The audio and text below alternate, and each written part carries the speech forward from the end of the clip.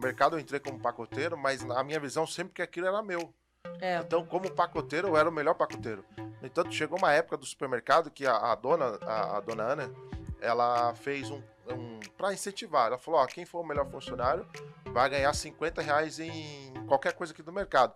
Eu ganhei 4 meses, ela parou de dar. Ela falou, não vou dar mais, porque só o Júnior ganha. Na nossa época não tinha informação quase. Não tinha de financeiro, não tinha de hambúrguer, não tinha de processo, não tinha nada. Tudo que a gente foi fazendo foi muito na raça, assim. Eu lembro, como se fosse hoje, a Aline ia lá no mercado, comprava, sei lá, alguma coisa no cartão que não era da loja. Ah, mas o pau comia. Eu brigava. E na época nem tinha essa noção que eu tenho hoje. Mas não é pra você comprar um chocolate no cartão da loja, né, cara? Você não pode dizer que não tá indo bem se você não tentou tudo, cara. E você não buscou tudo. E as pessoas têm muito conteúdo pago e gratuito, só que as pessoas não vão atrás de consumir pra estudar o negócio delas.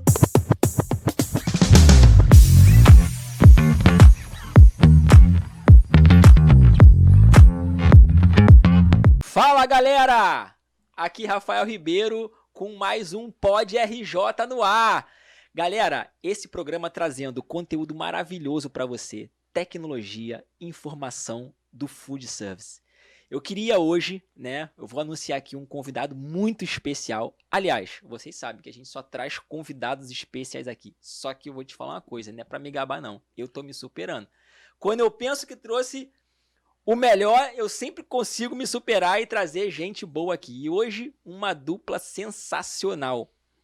Senhoras e senhores, com muito prazer hoje, eu apresento a Aline e o Júnior Peto da John's Burger e de outras lojas também, que agora Napos Pizza, Japa One e a Lemon Restaurante. Sejam bem-vindos ao nosso programa. Obrigado. Obrigada. Muito obrigada. Valeu, É um prazer estar aqui. Obrigado pelo convite aí. Prazer estar aqui.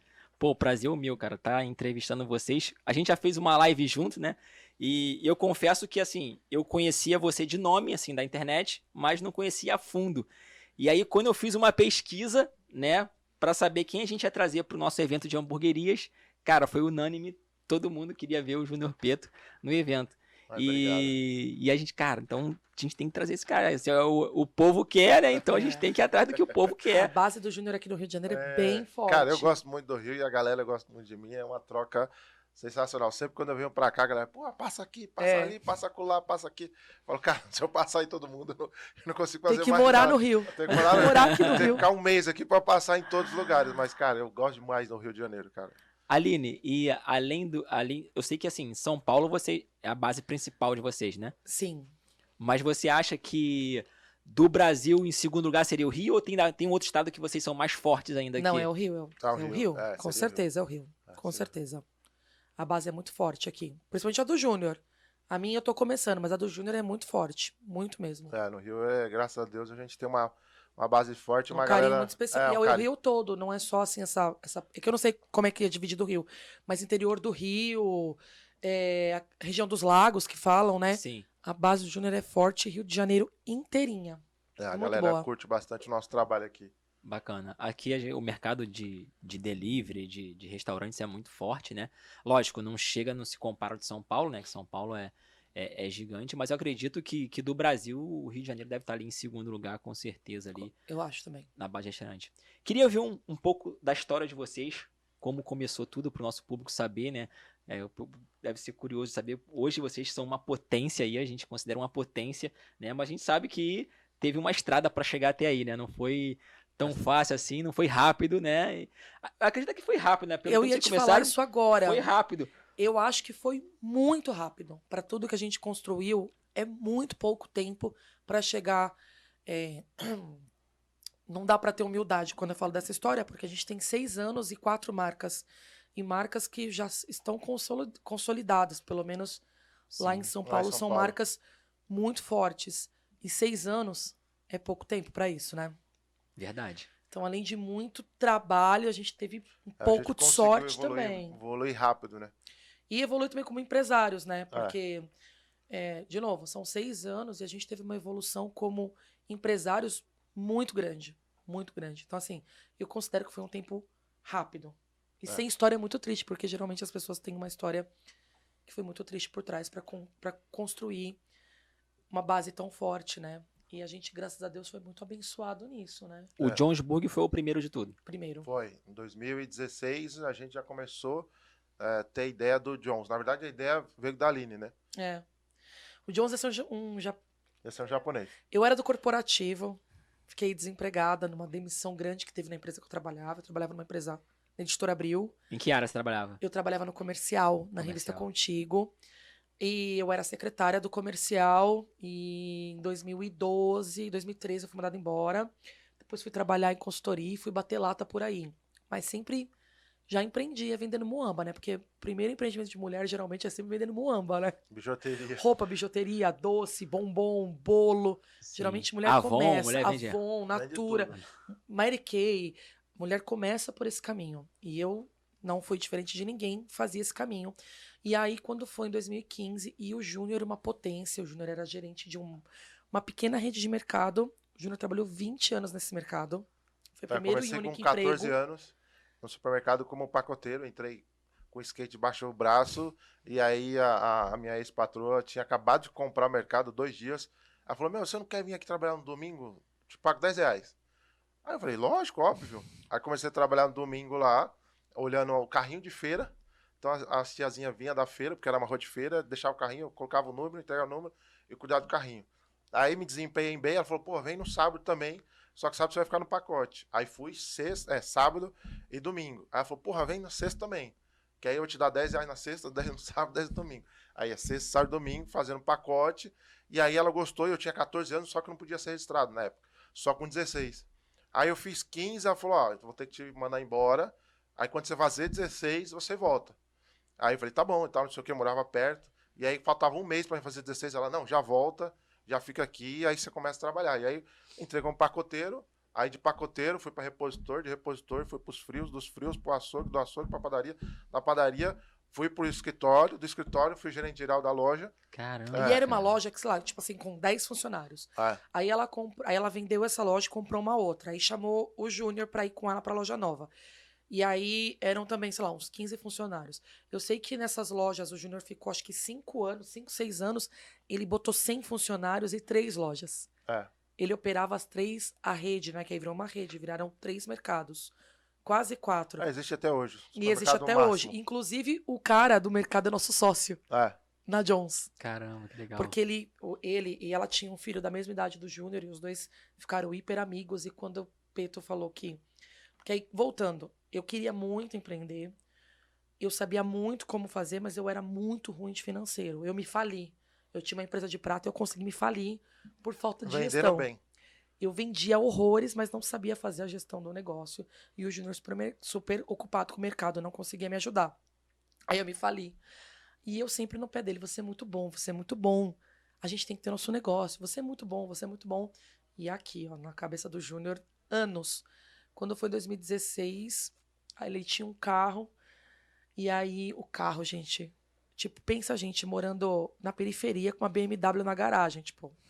Casa de aluguel. Meu sonho ter que comprar um carro. O sonho dele era ter uma BMW. Todo o dinheiro que ele começou com Corsinha e tudo que ele foi fazendo, foi trocando até chegar na. Eu comecei com Corsinha, aí eu juntava dinheiro, comprei um Astra. Juntei dinheiro, comprei um Corolla. Juntei dinheiro, comprei um Elantra. Juntei dinheiro, aí comprei a BMW. Não, na hora que eu consegui comprar a BMW, ela falou: vamos empreender? Vende a BMW. Eu falei, porra. Não, e o carro era uma bomba. Não, ele comprou o carro quando o cara mandou o seguro, era tipo 20 mil. Eu falei, você é louco, né? Seguro e PVA dava 20 mil. Eu falei, putz, vai dar uma... Ai, gente, eu quebrei. E eu quebrei a seta da BMW sem querer, ficou 4 mil a seta. Aí eu falei pra ele, vamos vender. A gente não tem condição de ficar com esse carro. Aí vendemos o carro e ele com o dinheiro lá. E eu só pensando, como é que eu vou fazer esse homem dar esse dinheiro pra gente empreender, porque o Peto, ele amava e ama até hoje o mercado. Então, para ele nunca passou muito na cabeça dele largar o mercado para ir trabalhar para uma coisa dele. Porque o mercado, até eu falo com os colaboradores nossos, né, nossos funcionários, o mercado eu entrei como pacoteiro, mas a minha visão sempre que aquilo era meu. Então, como pacoteiro, eu era o melhor pacoteiro. No entanto, chegou uma época do supermercado que a dona Ana, ela fez para incentivar. Ela falou, quem for o melhor funcionário vai ganhar R$50 em qualquer coisa aqui do mercado. Eu ganhei 4 meses, ela parou de dar. Ela falou, não vou dar mais, porque só o Júnior ganha. Então, aquilo ali era meio que uma minha vida, sabe? Então, eu era o melhor pacoteiro, aí fui para os frios, era o melhor dos frios, fui para a padaria, era o melhor da padaria, fui então, para frente. O Peto, ele era melhor que os donos. O resumo é esse. O Peto era melhor que os donos do próprio mercado. E aí, consegui influenciá-lo para a gente abrir nosso próprio negócio, só que ele não queria sair do mercado, ele queria uma coisa que fosse paralela ao mercado. Na verdade, eu tinha medo, né? Que é o medo, acho que é comum de todo mundo que vai empreender. E fala, pô, se eu largar aqui e ir lá e dar merda, lascou, porque a gente ela na época estava desempregada.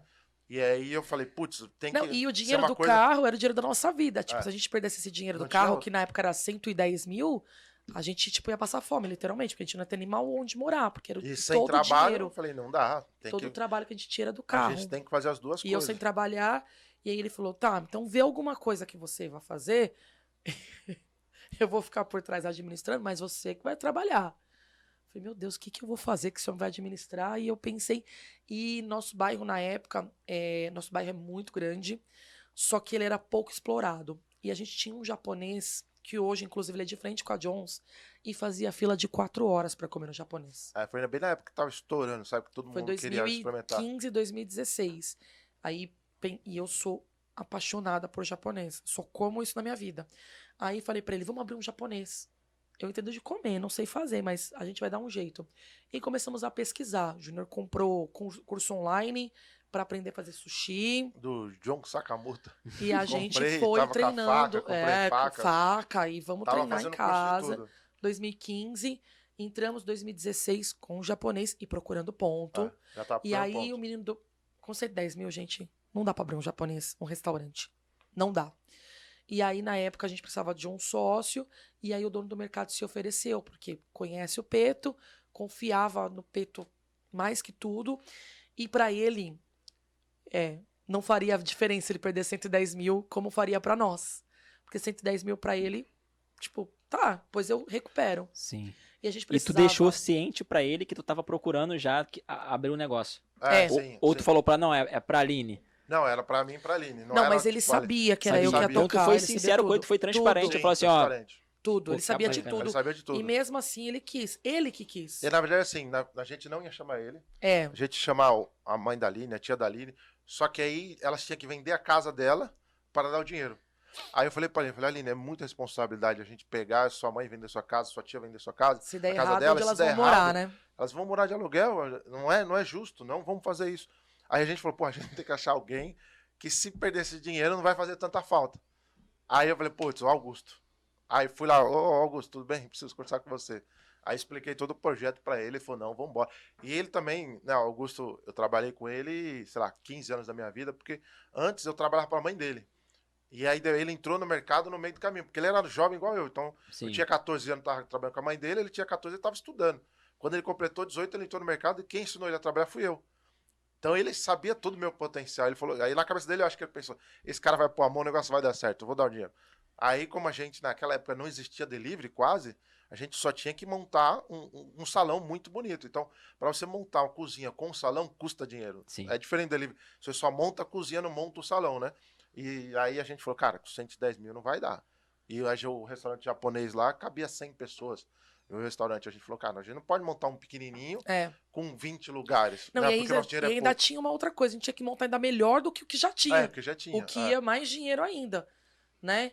Bom, e aí tudo certo, o Júnior fazendo curso, já cortando sashimi, fazendo ceviche, eu degustando, dando palpite, o Augusto esperando para entrar com a grana, procurando lugar, procurando ponto. E olha que louco, a gente viu um ponto, esse ponto é bom, vamos fechar? Não dava certo. Então vamos nesse outro. Não, esse ponto é o ponto. Vamos fechar? Não dava certo. Cara, nenhum cacete de ponto dava certo para esse japonês. Mas parecia uma coisa. A gente viu mais de 8 lugares, nunca dava certo. Sempre ou alguém estava alugando na frente, ou a documentação não passava. Não dava certo. Um dia, aí a gente já começou a ficar meio desanimado, assim. Porque você tá naquele pique, né? Sim. E aí o negócio começa a emperrar. Você vai ficando meio desanimado. Aí um dia eu fui lá pro lado lá de Pinheiros, que é um bairro nobre que tem lá em São Paulo, levar uma amiga embora, porque a gente tinha. Porque aí eu dura, mas eu ficava indo em japonês pra ver como era o sistema, o que eles serviam. Eu fiz muita pesquisa, né? Porque não foi nada difícil pra mim, mas fiz muita pesquisa em japonês. E um dia, eu voltando de um japonês com uma amiga, parei, deixei ela. Quando eu saio da rua dela e entro numa outra rua, eu vejo um lugar, sei lá, com 2 portinhas bem pequenas assim. Um lugar que devia ter, sei lá, 100 metros quadrados. Mas tinha tanta gente. Mas tinha tanta gente na guia comendo. Falei, mas que lugar é esse? Aí estacionei meu carro, isso em 2016, parei e fiquei olhando. E eu não conseguia entender, porque tinha tanta gente que você não conseguia ver dentro da loja. Você só conseguia ver as pessoas. E o povo nas guias, comendo. E eu olhando, eu fiquei quase 1 hora parado olhando. Falei, mano, é lanche? Não é possível não que tudo isso é por causa de lanche. Cara, era o Zedeli. O Zedeli de Pinheiro. O Zedeli de Pinheiro, não sei se vocês conhecem. Não, aqui no Rio não tem. O Zedeli em São Paulo é um tipo, ele só ganha todo ano a Veja como melhor lugar pra comer, melhor hambúrguer. O cara é gigante. Em São Paulo ele é uma das maiores. Eu acho que ele começou em 2014 ou foi 2015, ele é bem antigo.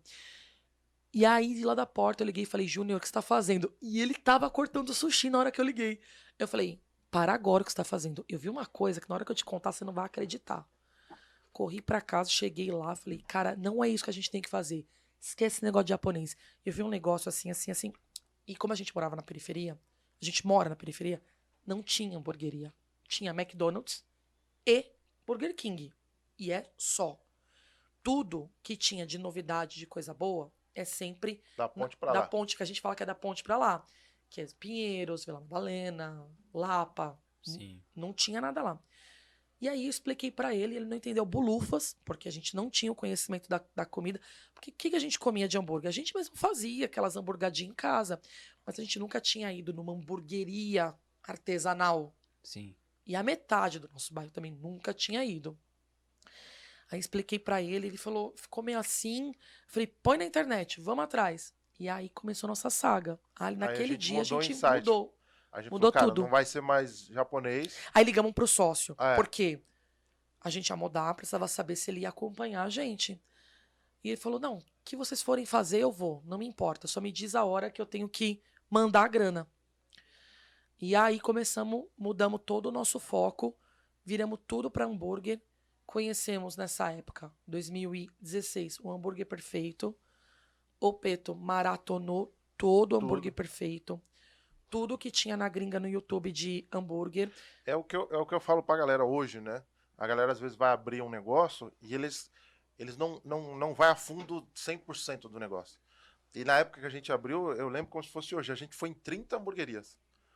Eu fiz o mesmo curso 15 vezes, né? Não, porque aí quando a gente começou, aí atrás a gente descobriu. A gente descobriu o universo que a gente não sabia. Que, tipo, era gigante, tipo, e tava há muito tempo lá em São Paulo, e os dois aqui não tinham conhecimento. Que, na verdade, assim, como as coisas novas só era da ponte pra lá, da zona sul, e lá no Pinheiros e tal, onde a gente tava, tudo demorava muito. Então, a gente não frequentava porque era caro também. Até a gente descobrir todo esse caminho, demorou muito. E aí, depois que a gente descobriu, aí eu falei, pô, agora vamos até o final. Vamos em todas as hamburguerias. Aí a gente ia com um caderninho. Tinha pão com carne, tinha o Stonte, tinha o Thiago, mas tinha uma galera. A gente ia com um caderninho e ficava anotando. Putz, isso aqui é legal, isso aqui não é. O jeito que atende é legal, o jeito que apita é legal. Putz, esse cara tá gritando o nome das pessoas, isso não é legal. O cara usa chapa, o cara usa brolha. E aí fui pro YouTube, comi tudo que tinha de hambúrguer no YouTube, eu comi. Tudo. Aí a gente achou o Donato, que era da Stunt Burger, ele tinha um curso, era o único cara. E na época ele era o único cara. Eu acho, tá, gente, que no Brasil ele era o único cara que dava um curso em 2016 dentro da loja dele, que a loja dele é enorme, é um terreno enorme, e ele fazia o Stunt Experience e ele dava curso de como você abrir a sua hamburgueria.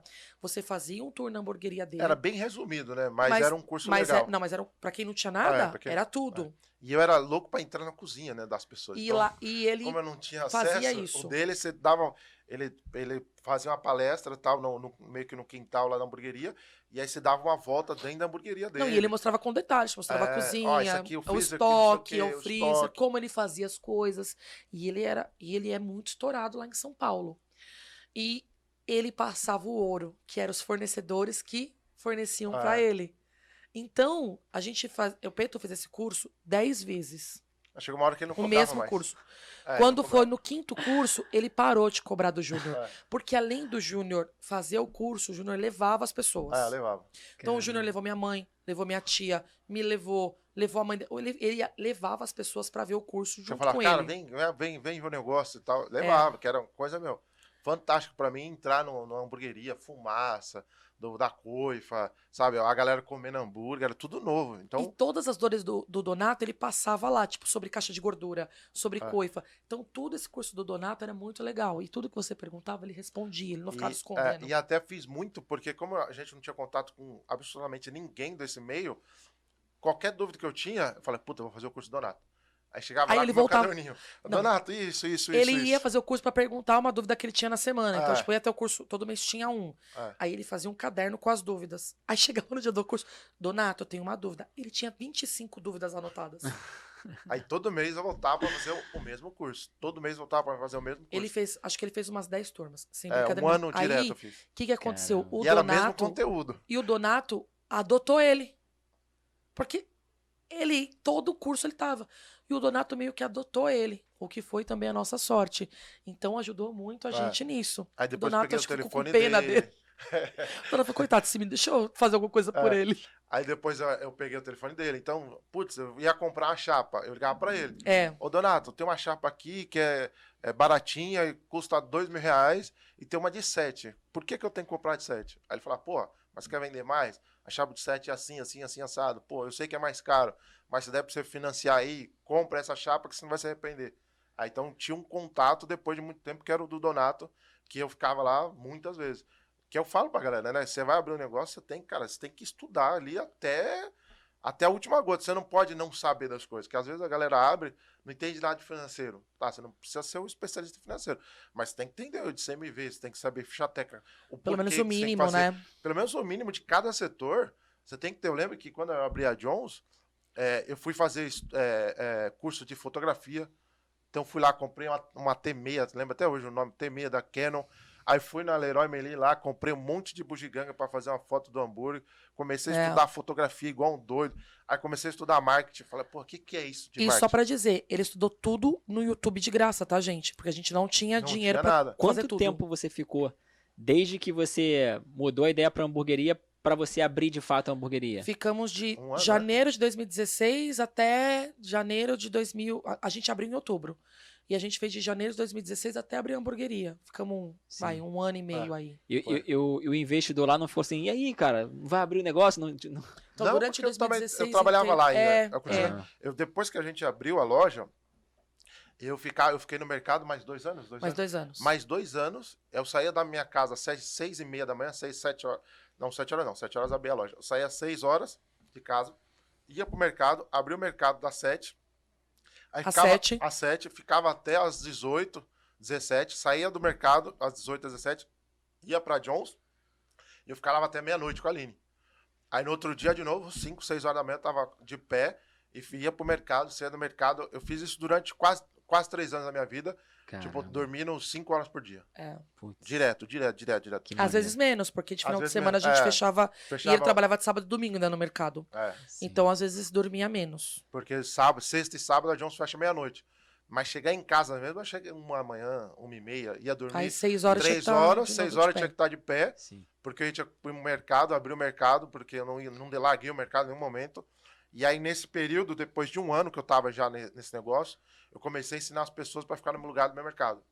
Então, eu ensinei o Ailton, ensinei a Thalita, ensinei mais outro menino para largar no meu lugar. Então, eu fazia tanta coisa que eu larguei 3 pessoas no meu lugar no mercado. Caramba. E aí eu falei, não, só vou sair daqui na hora que os 3 estiver a ponto de não sentir mais minha falta e eles tocarem as lojas sozinhos. Porque eu tomava conta de 3 lojas, de 100 funcionários, e eu fazia a compra, fazia o marketing, fazia tudo no mercado. Jornal de promoção, contratava açougueiro, mandava embora açougueiro, tudo. E aí os donos, teoricamente, iam para fazer só o pagamento, as coisas, e o resto era tudo eu. Aí eu falei, pô, eu não posso sair daqui, largar isso aqui e acabou, sabe? Eu vou tocar minha vida e... Não, porque o mercado que, teoricamente, me sustentou durante muito tempo, me deu o que eu sou hoje, eu devo muito ao mercado. Então, aí eu falei, só vou sair daqui na hora que tiver na bala, sabe? Todo mundo certinho, tudo certo, sem precisar de mim. E aí eu fiquei 1 ano fazendo isso. Aí depois de um outro ano eu construí os funcionários que iam ficar no meu lugar. Então eu fiquei 2 anos e pouco fazendo isso. Saiu de lá em 2019 do mercado. Fiquei 2 anos e pouco acordando às 5 horas da manhã e indo dormir às 2. Caramba, cara. Que rotina aí. E aí eu fiquei lá na hamburgueria todo esse tempo meio que sozinha, fazendo... A gente abria no almoço e na janta. A gente abria o dia inteiro. Até hoje a gente abre o dia todo. A gente abre de 11 a 11, todos os dias. A gente não fecha nunca. A Aline chegava às 11, né? Chegava às 9. Junto com o Carlos, o Didi e o... A gente limpava a loja, ia fazer produção, porque na época a gente não tinha espaço, então a produção era fresca. A gente tinha que entrar às 9 para abrir 11h30. Abrimos com 4 funcionários, 4 contando com a Aline. Sim. E, cara, sozinha lá, aprendendo, porque também... Aí ficava me Uma ligando. coisa, não importa o quanto você estude, na prova cai tudo diferente. E aí, assim, em que momento vocês olharam assim e falaram assim, putz, cara, esse negócio vai alavancar. A gente vai... Quando a gente ganhou o primeiro... Porque o que aconteceu? A gente abriu em outubro de 2017. Os 3 primeiros meses, quem carregou o nosso faturamento foram os amigos, a família, os amigos dos amigos e os amigos dos amigos dos meus amigos. Que foi o boca a boca, né? Que foi o boca a boca. A nossa inauguração foi estrondosa. Tinha, te juro por Deus, umas 300 pessoas. Caramba. Tanto que o hambúrguer acabou. Vários dias o hambúrguer... Porque como você não tem muita noção de quanto você vende, nosso hambúrguer acabava. Porque os amigos, tipo, vamos todo mundo aqui prestigiar? E, tipo, iam todos vocês. E eu não sabia a quantidade. Às vezes eu não tinha hambúrguer pra todo mundo. O hambúrguer levava 1h40 no começo. Não, o primeiro dia só que demorou. O primeiro dia levou 1h40. Depois foi, tipo, 50 minutos. Caramba. A gente demorava muito. Porque, assim, de novo, a loja enchia. A gente não tinha experiência nenhuma de trabalhar. Então, os 3 primeiros meses, o nosso faturamento foi muito carregado pelos curiosos, pelas pessoas do bairro, mas muito, e é uma coisa que eu falo, se você vai empreender, tenta fazer perto de onde você mora, porque, assim, inevitavelmente, quem sustenta o seu negócio no começo são as pessoas que você conhece. Você não tem cliente, ninguém sabe quem você é. Você está construindo a sua marca. E isso nos favoreceu muito, porque a gente abriu no bairro onde a gente nasceu, cresceu e mora. E foi uma estratégia de marketing também, porque... No nosso bairro não tinha nada, né? Já começa por aí. Nada. Então, a gente entendeu que se a gente fosse perto da galera, que é essa galera que estava já mais à frente, a gente não teria como disputar com eles nada, sabe? Porque primeiro a gente ia ser mais do mesmo, num lugar que, sei lá, tinha gente que já estava 2, 3 anos lá. A gente ia chegar lá, a gente não ia ser ninguém. Então, foram 2 coisas que a gente pensou. Primeira, precisamos fazer no nosso bairro, que é carente e não tem nada, para que as pessoas também comecem a ter esse tipo de consumo, que no nosso bairro só tinha McDonald's e Burger King. 90% das pessoas não sabiam que era hambúrguer artesanal, tanto que a gente teve que fazer um trabalho com cada cliente que entrou lá, explicando por que o nosso hambúrguer era R$14,90 mais barato, e no McDonald's era R$25 com tudo, e o meu era só hambúrguer. Cada ser humano que entrou lá, a gente tinha que explicar. Juro por Deus. A gente vendia muito bem passado lá, então a gente começou, porque a gente vendia ao ponto e aí voltava. Tá crua. Isso aqui tá cru. Aí eu tive que ir, aí eu ficava no salão à noite. Então, todo dia à noite eu tava no salão, pegando o cliente pelo braço, falando, então, esse hambúrguer aqui é Angus. O cliente, o que é Angus? É um boi, que é assim, é uma raça. E o cliente já entrava, olhar o cardápio do bairro e falava, R$14,90, vem batata e refrigerante? Aí a gente, não, só o lanche. R$14,90, só o lanche? Que absurdo! Porque o nosso concorrente era o McDonald's e o BK. Que é R$20, eles te dão a alma deles. Na época Como é que você faz isso, mais, sabe? Né? Mas na época era. Não, na época era. Então a gente teve que fazer um trabalho muito de formiguinha. Só que enquanto eu fazia esse trabalho, quem não se importava de pagar era a minha família e os meus amigos, porque realmente iam para ajudar e prestigiar. Então fez muita diferença a gente escolher o bairro e um lugar próximo onde nossa família, nossos amigos pudessem realmente frequentar e prestigiar e levar outras pessoas. Isso fez muita diferença pra gente. Quando foi em janeiro, meu movimento caiu, porque todo mundo já tinha ido. Ia de novo, mas não era com a frequência que era do começo. Despenquei, né? Despencamos. Aí começamos a pensar em algumas promoções no almoço, porque o nosso movimento era fraco. Começamos a, de fato, melhorar a operação. Tem que ser rápido, tem que ser melhor, tem que ter mais qualidade. Entender que o caminho que a gente estava com os amigos não ia dar certo. Não ia, e a gente não ia poder só viver daquilo. Levava 50 minutos para entregar o lanche. Então, com os amigos e os familiares, eles não se importavam, né? Ah, beleza. Mas quando vinha cliente, a gente já se ligou. Pô, tá demorando muito, tá atrasando muito, tá fazendo as coisas erradas. Vamos começar a melhorar dentro da cozinha, até porque não tinha zero conteúdo sobre isso. Não tinha ninguém que a gente já tinha maratonado, nada, mas não tinha mais nada. E aí a gente teve que ir pelos nossos próprios caminhos, porque o tempo de entrega era o incômodo que nós tínhamos em nós, que não estava certo. A gente nunca se conformou em entregar um hambúrguer com 40 minutos. A gente tem muito banco em volta da John's e eles foram almoçar. E eu lembro que uma vez eu tive que devolver um monte de dinheiro, porque estava passando o tempo do almoço e algumas pessoas ainda não tinham almoçado. E eles quiseram o dinheiro de volta. Nossa, aquilo me matou, me rasgou por dentro. Chorei tanto nesse dia. E aí eu falei pro Júnior, não dá mais, a gente vai ter que pensar em um método, em um processo de que quando as pessoas chegarem de sexta-feira para almoçar, esse hambúrguer tem que sair em no máximo 10 minutos. A fila saía da loja e ia pros vizinhos, de tanto bancário que tinha. A gente tinha uma sede do Santander, tipo, nem 1 quilômetro da John's. Eles iam todos almoçar lá. Eu lembro que chegou uma época que eu ainda saía do mercado sexta-feira, à tarde, ia pro John's. Pra ajudar no almoço. Pra ajudar no almoço. Depois que acabava toda a fila, eu voltava pro mercado de novo. Voltava pro mercado. Porque chegou uma época que a gente começou a aprender de fato a trabalhar. E aí a galera entendeu. Putz, vamos lá, que lá é rápido. Então, quando dava 11h40, a gente mandava o chapeiro já jogar a carne. Tava fila lá na porta já. 11h40, a gente abre meio-dia. 11h40. Não, a gente esperava. Quando a fila começava a formar, aí a gente falava, Carlos, pode pôr burger. Aí ele olhava pra fila, tipo... Tá, 30 pessoas. Ele catava e já enchia o broiler. A menina do pão, fazendo o pão. Quando a pessoa entrava... E aí o cara já com a batata. Quando eu tirava a cordinha, o cara pedia, dava 2 minutos e saía. Aí ele pegava o pager, né? Que lá é pager. Quando ele sentava, já tocava o pager pra ele pegar. Então, como eu já saí na frente, vamos supor, eu já fiz hambúrguer de 15 pessoas, os outros 15, era num papo matar eles. E aí a gente começou a fazer isso com constância e ir melhorando o nosso processo. E ir melhorando. Tinha gente que pedia, mal tinha arrumado lugar para sentar, já tava com o lanche na mão. Então, a gente começou a ganhar muita fama no bairro de ser rápido. E aí, meu filho, foi só correr pro abraço, que aí começaram a vir. O almoço começou a melhorar. Então, de quarta a sexta, nosso almoço, antes da pandemia, estourado. E umas 300 pessoas. Estourado, assim, na semana, no almoço. Minha loja nunca ficava vazia.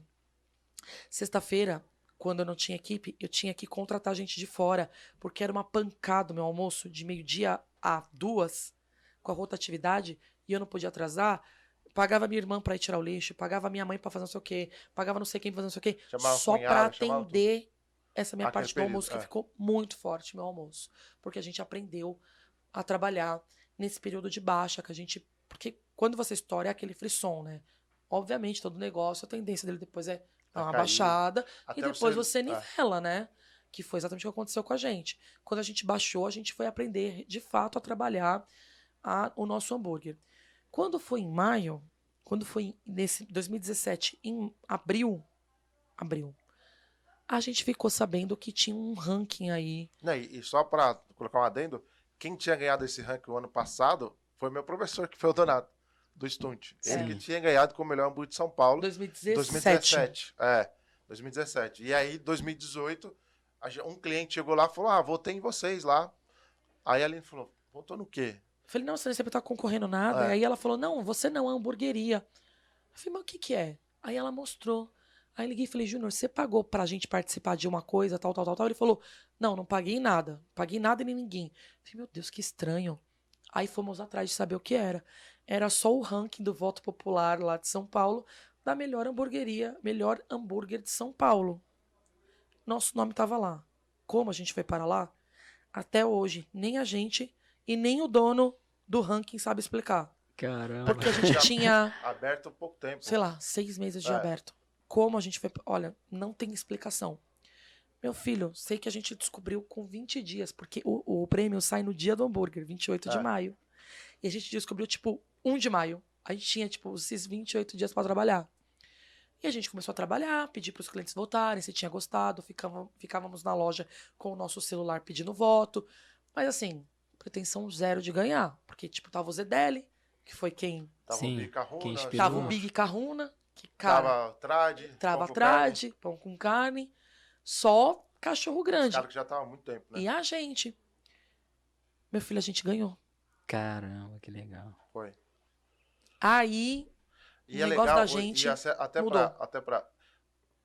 é legal de ter essa... A gente já tava meio que enraizado no bairro e a galera do bairro comprou a nossa ideia do hambúrguer, né? Da Jones e tal. Quando a gente ganhou, à noite, você não conseguiu entrar na loja. Não conseguiu entrar na loja. E aí, adivinha? Todos os clientes que estavam lá na loja... A gente não tinha hambúrguer de novo pra vender pra todo mundo. Os clientes iam na loja, tava lotado, às vezes o cliente não conseguia comer, ele falava, não, só vim aqui pra falar que a gente ganhou e tal, não sei o quê. De tanto que o cliente abraçou nossa ideia e entendeu que a gente tava ali pra melhorar o bairro, pra fazer a coisa acontecer no bairro. Quando a gente ganhou assim, cara, à noite, foi numa quarta, né? Foi. Se não me engano, você não conseguia entrar na Jones. Você não conseguia de tanta gente que tinha na loja, amigo, os clientes que moravam ali perto. Muita gente foi lá para comer hambúrguer, aí não conseguiu, mas ia lá, a Aline ficava no caixa e eu no salão, eles iam lá, pô, parabéns, ganhamos e tal, ganhamos. Eles falavam, você ganhou. Ganhamos e tal, não sei o que, não sei o que. E aí, depois disso, começou, Aí a gente começou Não, aí nosso negócio foi para outro nível, assim. Esse prêmio, eu não sei explicar de novo como a gente foi para lá, mas esse prêmio mudou a história da nossa loja. O que a gente ia conquistar, talvez em 2 anos, nós conquistamos em 6 meses. Porque de maio a dezembro, a loja virou um foguete. Sim. E aí, eu acredito, né, que talvez vocês começaram a ter outros problemas, né?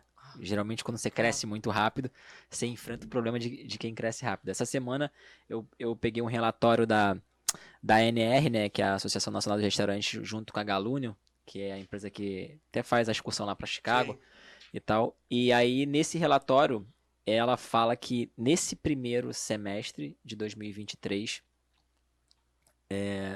42% ou tomou prejuízo ou ficou no 0 a 0, né? Mas aí a proporção assim é 7% ficou no prejuízo e 30 e poucos % ficou no 0 a 0. Ou seja, o cara ele tá girando dinheiro, mas não tá ganhando dinheiro.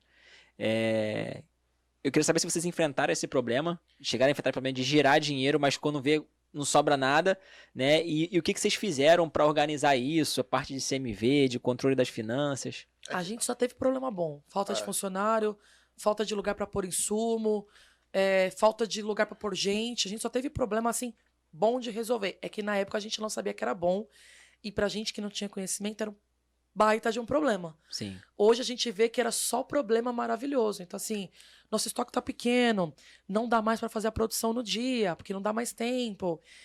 A loja não tem mais onde as pessoas chegar. As pessoas chegam, a fila tá grande, as pessoas estão indo embora. A gente assim, não tá mais acomodando os clientes. E na época que a gente abriu, a loja em si, a gente montou, não foi muito para ganhar dinheiro. O intuito não era... O dinheiro a gente nem olhava. O intuito era vender 30 hambúrgueres por dia. Sim, 30...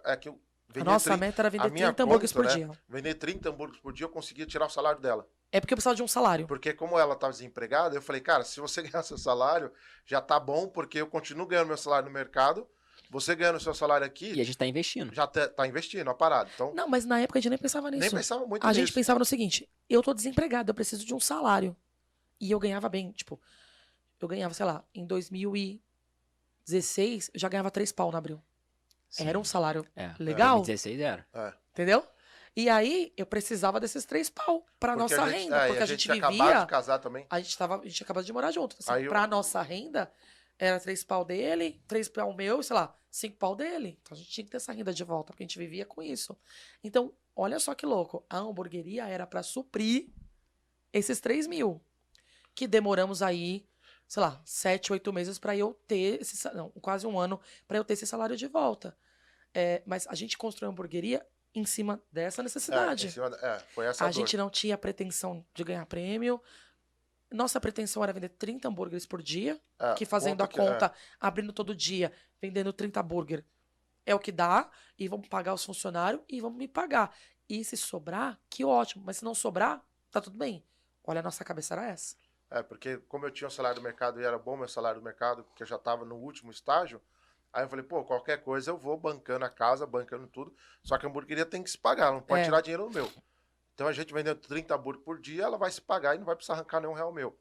E foi essa conta que a gente fez. E a gente já fazia CMV na hamburgueria, porque o Pedro é gerente do mercado. E no mercado se faz CMV. Então, meio que essa estrutura financeira da hamburgueria, a gente não penou muito, porque o meu sócio, ele é um gênio dos números, e o Júnior, por ser gerente do mercado, era outro gênio dos números. Que no mercado eu já fazia rendimento da padaria, do açougue, então a gente desossava boi, então tinha o rendimento da carne, tinha tudo isso que eu já fazia o street do negócio, eu já tinha. Então já sabia fornecedor, boleto, pagamento, financeiro, tudo que tinha aqui nessa parte, meio que eu já sabia do mercado. Né? É um pouco diferente, mas tem uma boa bagagem que eu consegui arrastar para a hamburgueria. Então essa parte para mim foi a mais tranquila. Sim. Foi mais fácil de todas, foi essa. E você vê que hoje tem muita dificuldade em cima disso, né? Tem. Você vê o mercado inteiro, acho que se eu não, agora que eu lembrei o número, 37% tá girando dinheiro e não ganhando dinheiro. Porque justamente não consegue ter esse controle, né? Uma coisa que uma vez eu ouvi de um consultor financeiro, né? Principalmente quando você é pequeno, você tem que olhar o teu financeiro todos os dias, né? E às vezes até mais de uma vez ao dia, para você controlar. Até o dia que você tiver uma organização e até alguém para cuidar desse financeiro para você. Mas enquanto você não tem, você mesmo tem que estar ali.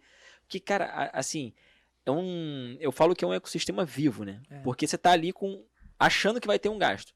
Aí, do nada, a taxa do cartão de crédito que você combinou um valor, aí ela vai lá e muda sem tua autorização. Não, silenciosamente, né? Silenciosamente. Você só vai perceber depois. E aí, aí, naquele movimento, como o valor, né, de cada venda é pequeno, você não percebe, e aí quando você vai ver, já passou 4 meses um prejuízo. E para eles estornarem, eles não estornam. Uma briga... Eles vão fazer você ficar ali 4, 5 meses brigando para você desistir de pedir para eles.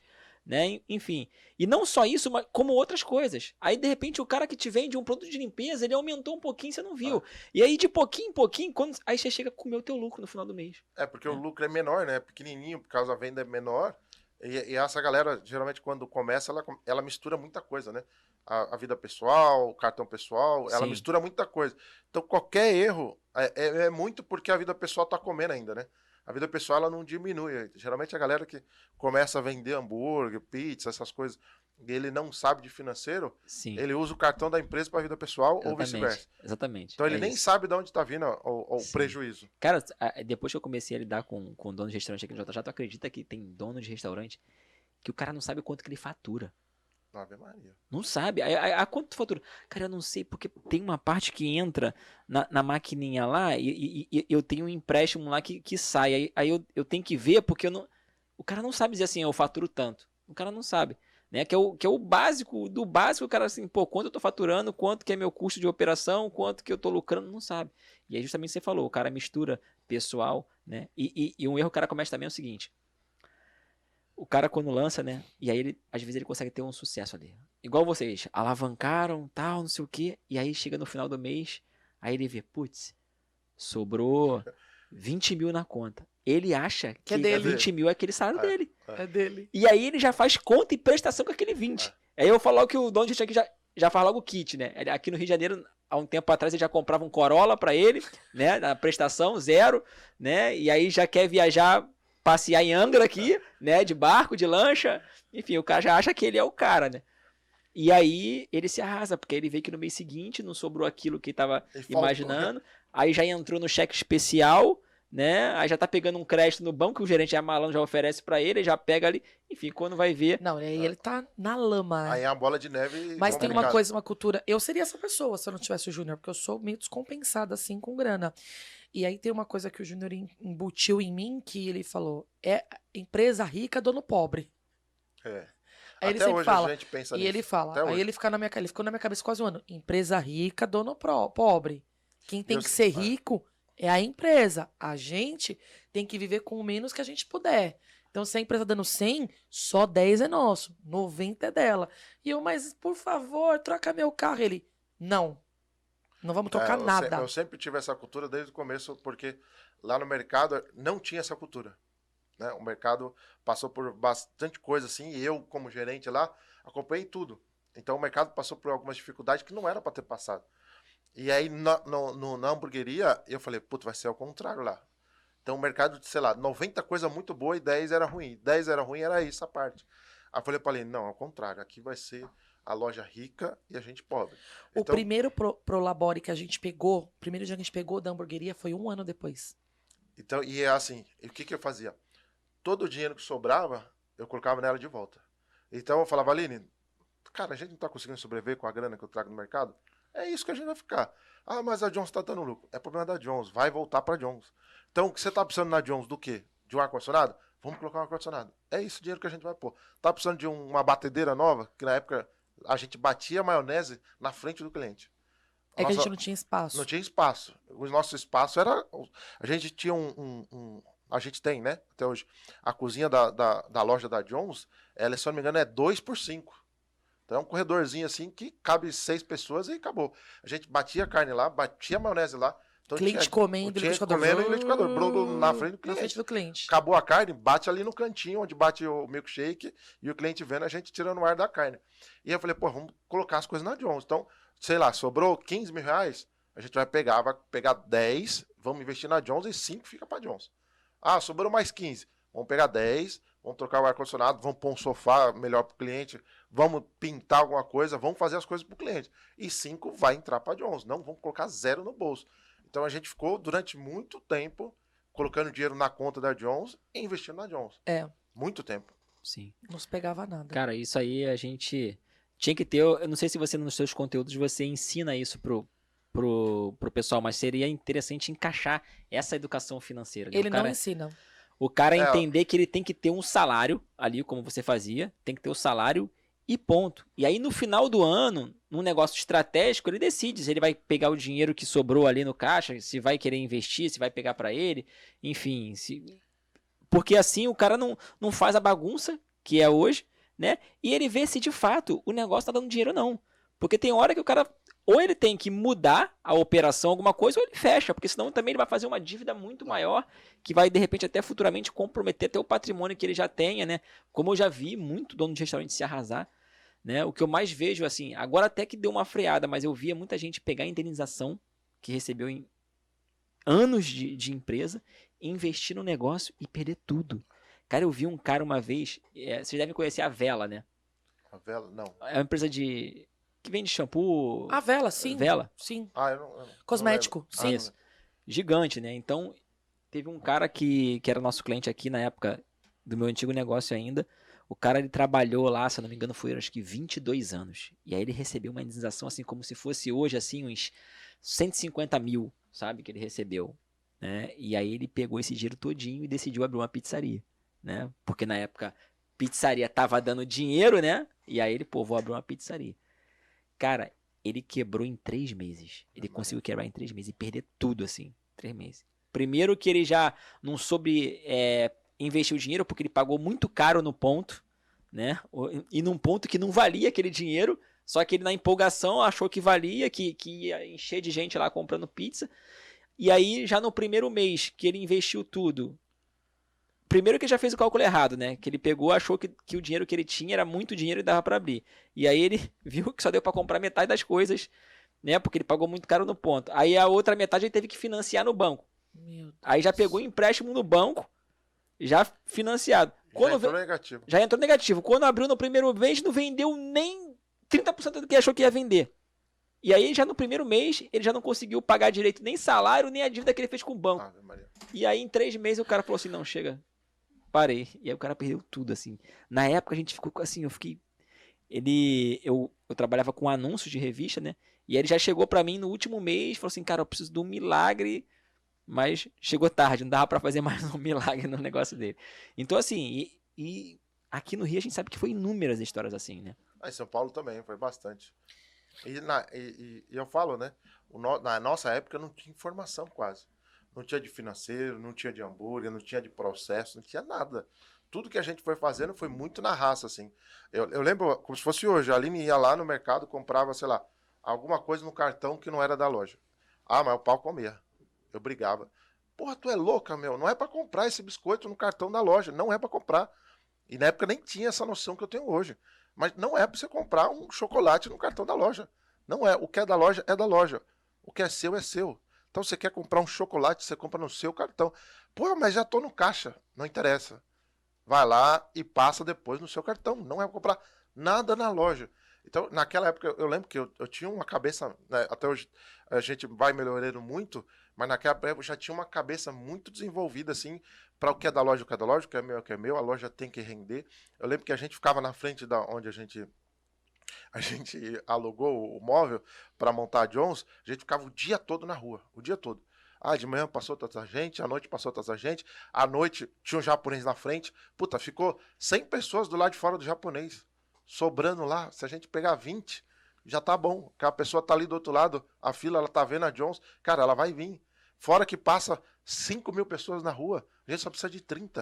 Então a gente precisa de muito pouco das pessoas que passam na rua e das pessoas que vêm no japonês e ficam na fila de espera ali. Então eu falei, é quase impossível dar errado porque a gente precisa de muito poucas pessoas para o negócio dar certo. Então a gente meio que já fez meio que uma conta de padaria para o negócio se pagar e a gente sabia que passava muita gente na rua e muita gente ia para o japonês e a gente já contando essas pessoas que ia para o japonês, ia ver a gente do outro lado da rua e ia ficar na fila de espera lá, que na época o japonês ele era bem menor, cabia, sei lá, 30 pessoas lá dentro e ficava 200 na rua, que era literalmente na frente da Jones. E aí depois que a gente abriu a Jones, ele saiu de lá e foi mais pro lado. Mas era na frente da Jones. Então a gente fez uma conta bem de padaria mesmo. Cara, a gente precisa de 30 pessoas aqui. Passa 5.000 pessoas aqui fora do japonês. Vai dar certo. E aí dessas 30, a gente tem que vender um hambúrguer X. Desse X aqui, a gente vai colocar o dinheiro na conta da hamburgueria. E o dinheiro que a gente tem em casa, que é o meu, que vem do mercado, a gente vai comprar tudo que precisa. Então, esse chocolate é do meu cartão. Ah, você precisa de não sei o quê? É do meu cartão. Você precisa de não sei o quê? É do meu cartão. Não põe R$1 do mercado da Jones nas coisas pessoal. Nada. Então a gente já tinha essa consciência, porque eu fiquei muito tempo no mercado. Então, isso trouxe muita bagagem pra gente, sabe? Que hoje eu vejo que a galera... Sorte, que muita gente não tem. Que muita gente não tem, mas hoje tem muito conteúdo. Então, você pegar o tanto de podcast que você já fez, tanto os cursos que você já deu, o curso que a gente dá, que a Aline dá, que eu dou, que tem na internet. Então, hoje tem muita essa informação. Para a pessoa, se ela não estudar o ramo dela, a chance dela quebrar é muito grande, porque às vezes a pessoa vê, mas Jones deu certo, mas ele não sabe esse começo até chegar aqui o que a gente está hoje. Cara, e hoje tem que estudar. Também né? a questão da pizzaria, porque também as pessoas querem comprar o ponto e não estuda o ponto antes de comprar. Acha que é uma oportunidade, mas não vai atrás de ver se o ponto está queimado, quanto o ponto tem de dívida, quanto ele realmente vende. Pra você ver, a pessoa não vai atrás de buscar toda a documentação sobre o ponto, A gente foi num ponto que é do lado do... Eu esqueci o nome daquela padaria lá que tava vendendo Boca, não, a Boca, como é? Boca, sei lá o que, o nome da padaria. E aí tinha um ponto do lado. A gente passou, aí tava lá, service por R$30. Aí tinha um ponto do lado. A gente passou na outra semana, tava lá, service por R$20. Eu falei, Aline, o cara baixou o preço. Aqui provavelmente não tem cliente bom. Porque a gente passou, era 30, agora é 20, depois daqui a pouco é 15. Esse ponto não deve ser bom. Não, mas é na avenida, não deve ser bom. Porque se fosse bom, o cara ali tava vendendo horrores, não precisava de tanta placa para vender. Não, vamos arriscar nosso dinheiro nesse ponto. E o ponto era bonito. Era uma avenida principal lá, que era deputado Emílio Carlos. Aí, porque pro vizinho ter abaixado tanto o preço dele, e o vizinho tá lá há muito tempo. Eu falei, cara, se o Boca tá lá há muito tempo, tá abaixando os preços lá, abaixando as calças, não vai dar certo o nosso negócio aqui. Vamos para outro canto. Aí ela foi atrás de outro ponto. Até a gente chegar nesse ponto que é na frente do E nem era o japonês. Ponto. É a garagem de uma casa que a gente pegou. Era uma garagem de uma casa. Sim. Nem era o ponto. A gente que fez o ponto. Não era nada lá. Pô, legal essa percepção que você teve do valor, né? Porque... Foi bem atencioso nisso. Porque aí... Porque o ponto, ele faz muito, né, cara? O ponto é o que eu falo, que às vezes a galera não entende. Porque quando você tá num ponto ruim, você tem que investir muito dinheiro de marketing. Quando você está num ponto bom, aquele ponto é o seu marketing. Exatamente. Então, se o cara, por exemplo, paga, sei lá, R$20 mil de aluguel, ali é um dinheiro do marketing. Porque se ele estivesse num lugar onde ele ia pagar 5, ele teria que investir 10 no marketing para trazer pessoas para ele. Ou até mais, né? Isso se reflete muito no shopping. Shopping você gasta muito mais de aluguel e condomínio porque ele te demanda muito mais pessoas. Quando ele te demanda muito mais pessoas, ele te cobra mais. Exatamente. Então, isso tem que colocar no ponto, né? Aqui no Rio, o shopping, os principais, além de te cobrar o aluguel, ele te cobra um percentual do que tu fatura. Igual... Ave Maria. Lá também. Geralmente é assim, o shopping... Porque ele já tem a demanda, né? Então, quando ele tem a demanda, né? É tipo o iFood, ele vai te cobrar ali um percentual. O shopping é o seu sócio. Sim. Mas hoje é aquilo, ele te dá uma visibilidade, né? E hoje tem muitas marcas indo pro shopping, não só por já ter o público, mas também por visibilidade da marca. Né? Porque tu pega um shopping, tu quer colocar tua marca conhecida, né? Um exemplo, aqui tem o Barra Shopping, né? Que é um dos principais shoppings aqui do Rio. Né? Se tua marca tá no Barra Shopping, ela vai ser conhecida com certeza, porque são milhões de pessoas que passam por ali, então... Às vezes você nem vende o suficiente, mas ali é um investimento de marketing. Exatamente, e tu vê muita loja assim, muita loja que tu vê que não... Pelo que o cara paga de aluguel, talvez não tá faturando, mas ele quer o nome dele ali estampado pra... É uma estratégia, né? Sim. E aí, deu certo, e daí depois vieram as outras marcas, né? Quando é que foi o ano que veio as outras marcas? Começou a vir as outras marcas? 2019. Porque aí em 2018 a gente ganhou o prêmio, a John já foi se consolidando. A gente arrumou a nossa operação, arrumamos funcionários, porque a parte financeira já era um pouco mais evoluída, mas a parte processual a gente estava penando ainda para fazer algumas coisas, porque a gente não tinha o conhecimento, né? E a nossa loja... Ela só evoluiu muito porque a gente arrumou muito o processo. Porque lá John's, como é que funciona? Hoje mudou um pouco, mas como funcionava? É igual o BK e o McDonald's. Você vai no caixa, pega o pager, você senta, quando tocar o pager, você vai lá e pega o hambúrguer e senta de novo. É tipo um girafas. O girafas funciona assim desse jeito. E aí o que acontece? Como a gente começou a ter muito nome na nossa região, então chegava sexta-feira, ficava tipo 60 pessoas sentadas e 50 na fila. Caramba! 50 na fila para pegar o pager. E aí o que acontece? A gente tinha que ser rápido o suficiente para aquela pessoa, na hora que ela sentar, ela pegar e comer rápido e ir embora, porque ainda tinha mais 50 na fila que já tava pedindo. A gente teve que começar a pensar em ter giro rápido. O cliente parado lá dentro não era legal pra gente. Então a gente precisava fazer formas de que a casa girasse rápido, até porque a gente só ganha dinheiro se a casa gira. A gente não podia esperar, tipo, 30 minutos pro cara comer um hambúrguer. Exato. Não. Se a pessoa ficasse 20, 30 minutos... A permanência do cliente lá dentro tinha que ser no máximo 40 minutos. Só que isso ele pagar, comer e ir embora.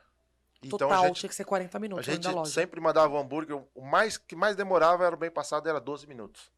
Com a loja lotada. Porque a gente entendeu que se a gente não arrumasse o processo, a gente ia perder muito cliente, porque o cara vinha, pegava a fila dobrava, ia perto até de um boteco que tem lá, então ficava 50 pessoas na fila. Quando ele chegasse no caixa, o salão já tinha que ter girado. E era angustiante pro cliente também que tava lá fora ver aquela fila, porque parecia que ele nunca ia entrar. E como a gente era como se fosse tipo uma praça de alimentação, a gente não tem garçom.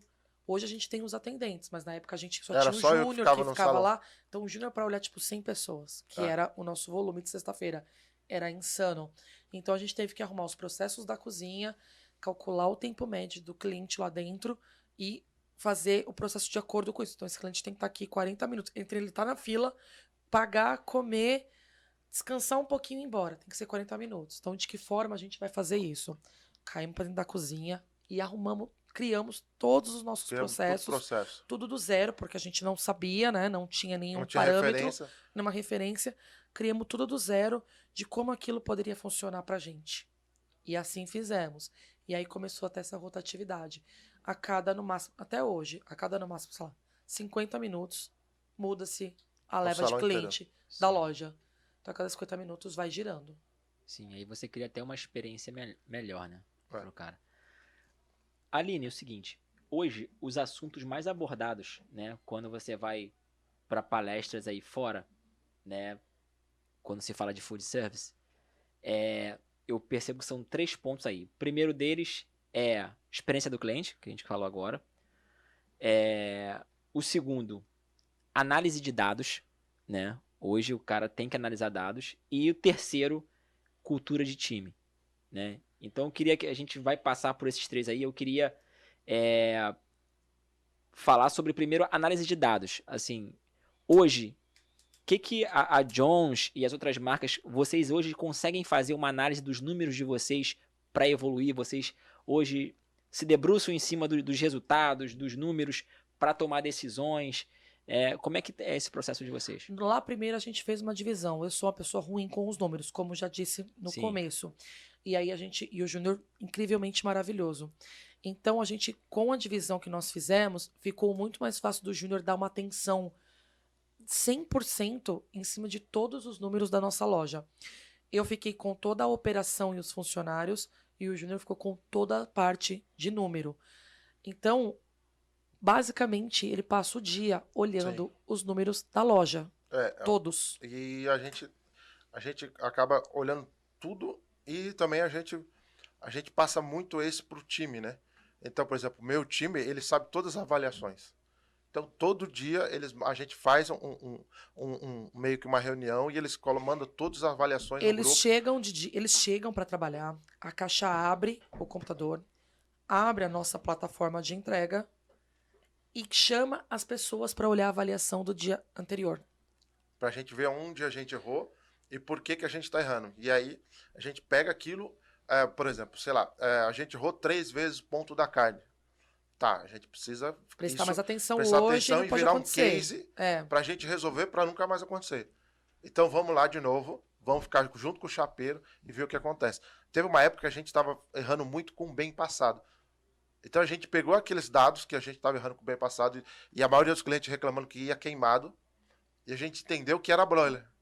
Então a gente foi lá, ficamos com o chapeiro. Primeiro a gente achou que era o chapeiro, aí ficamos em cima do chapeiro. O chapeiro não tá olhando direito essa merda aí. Só fazer um parênteses aí.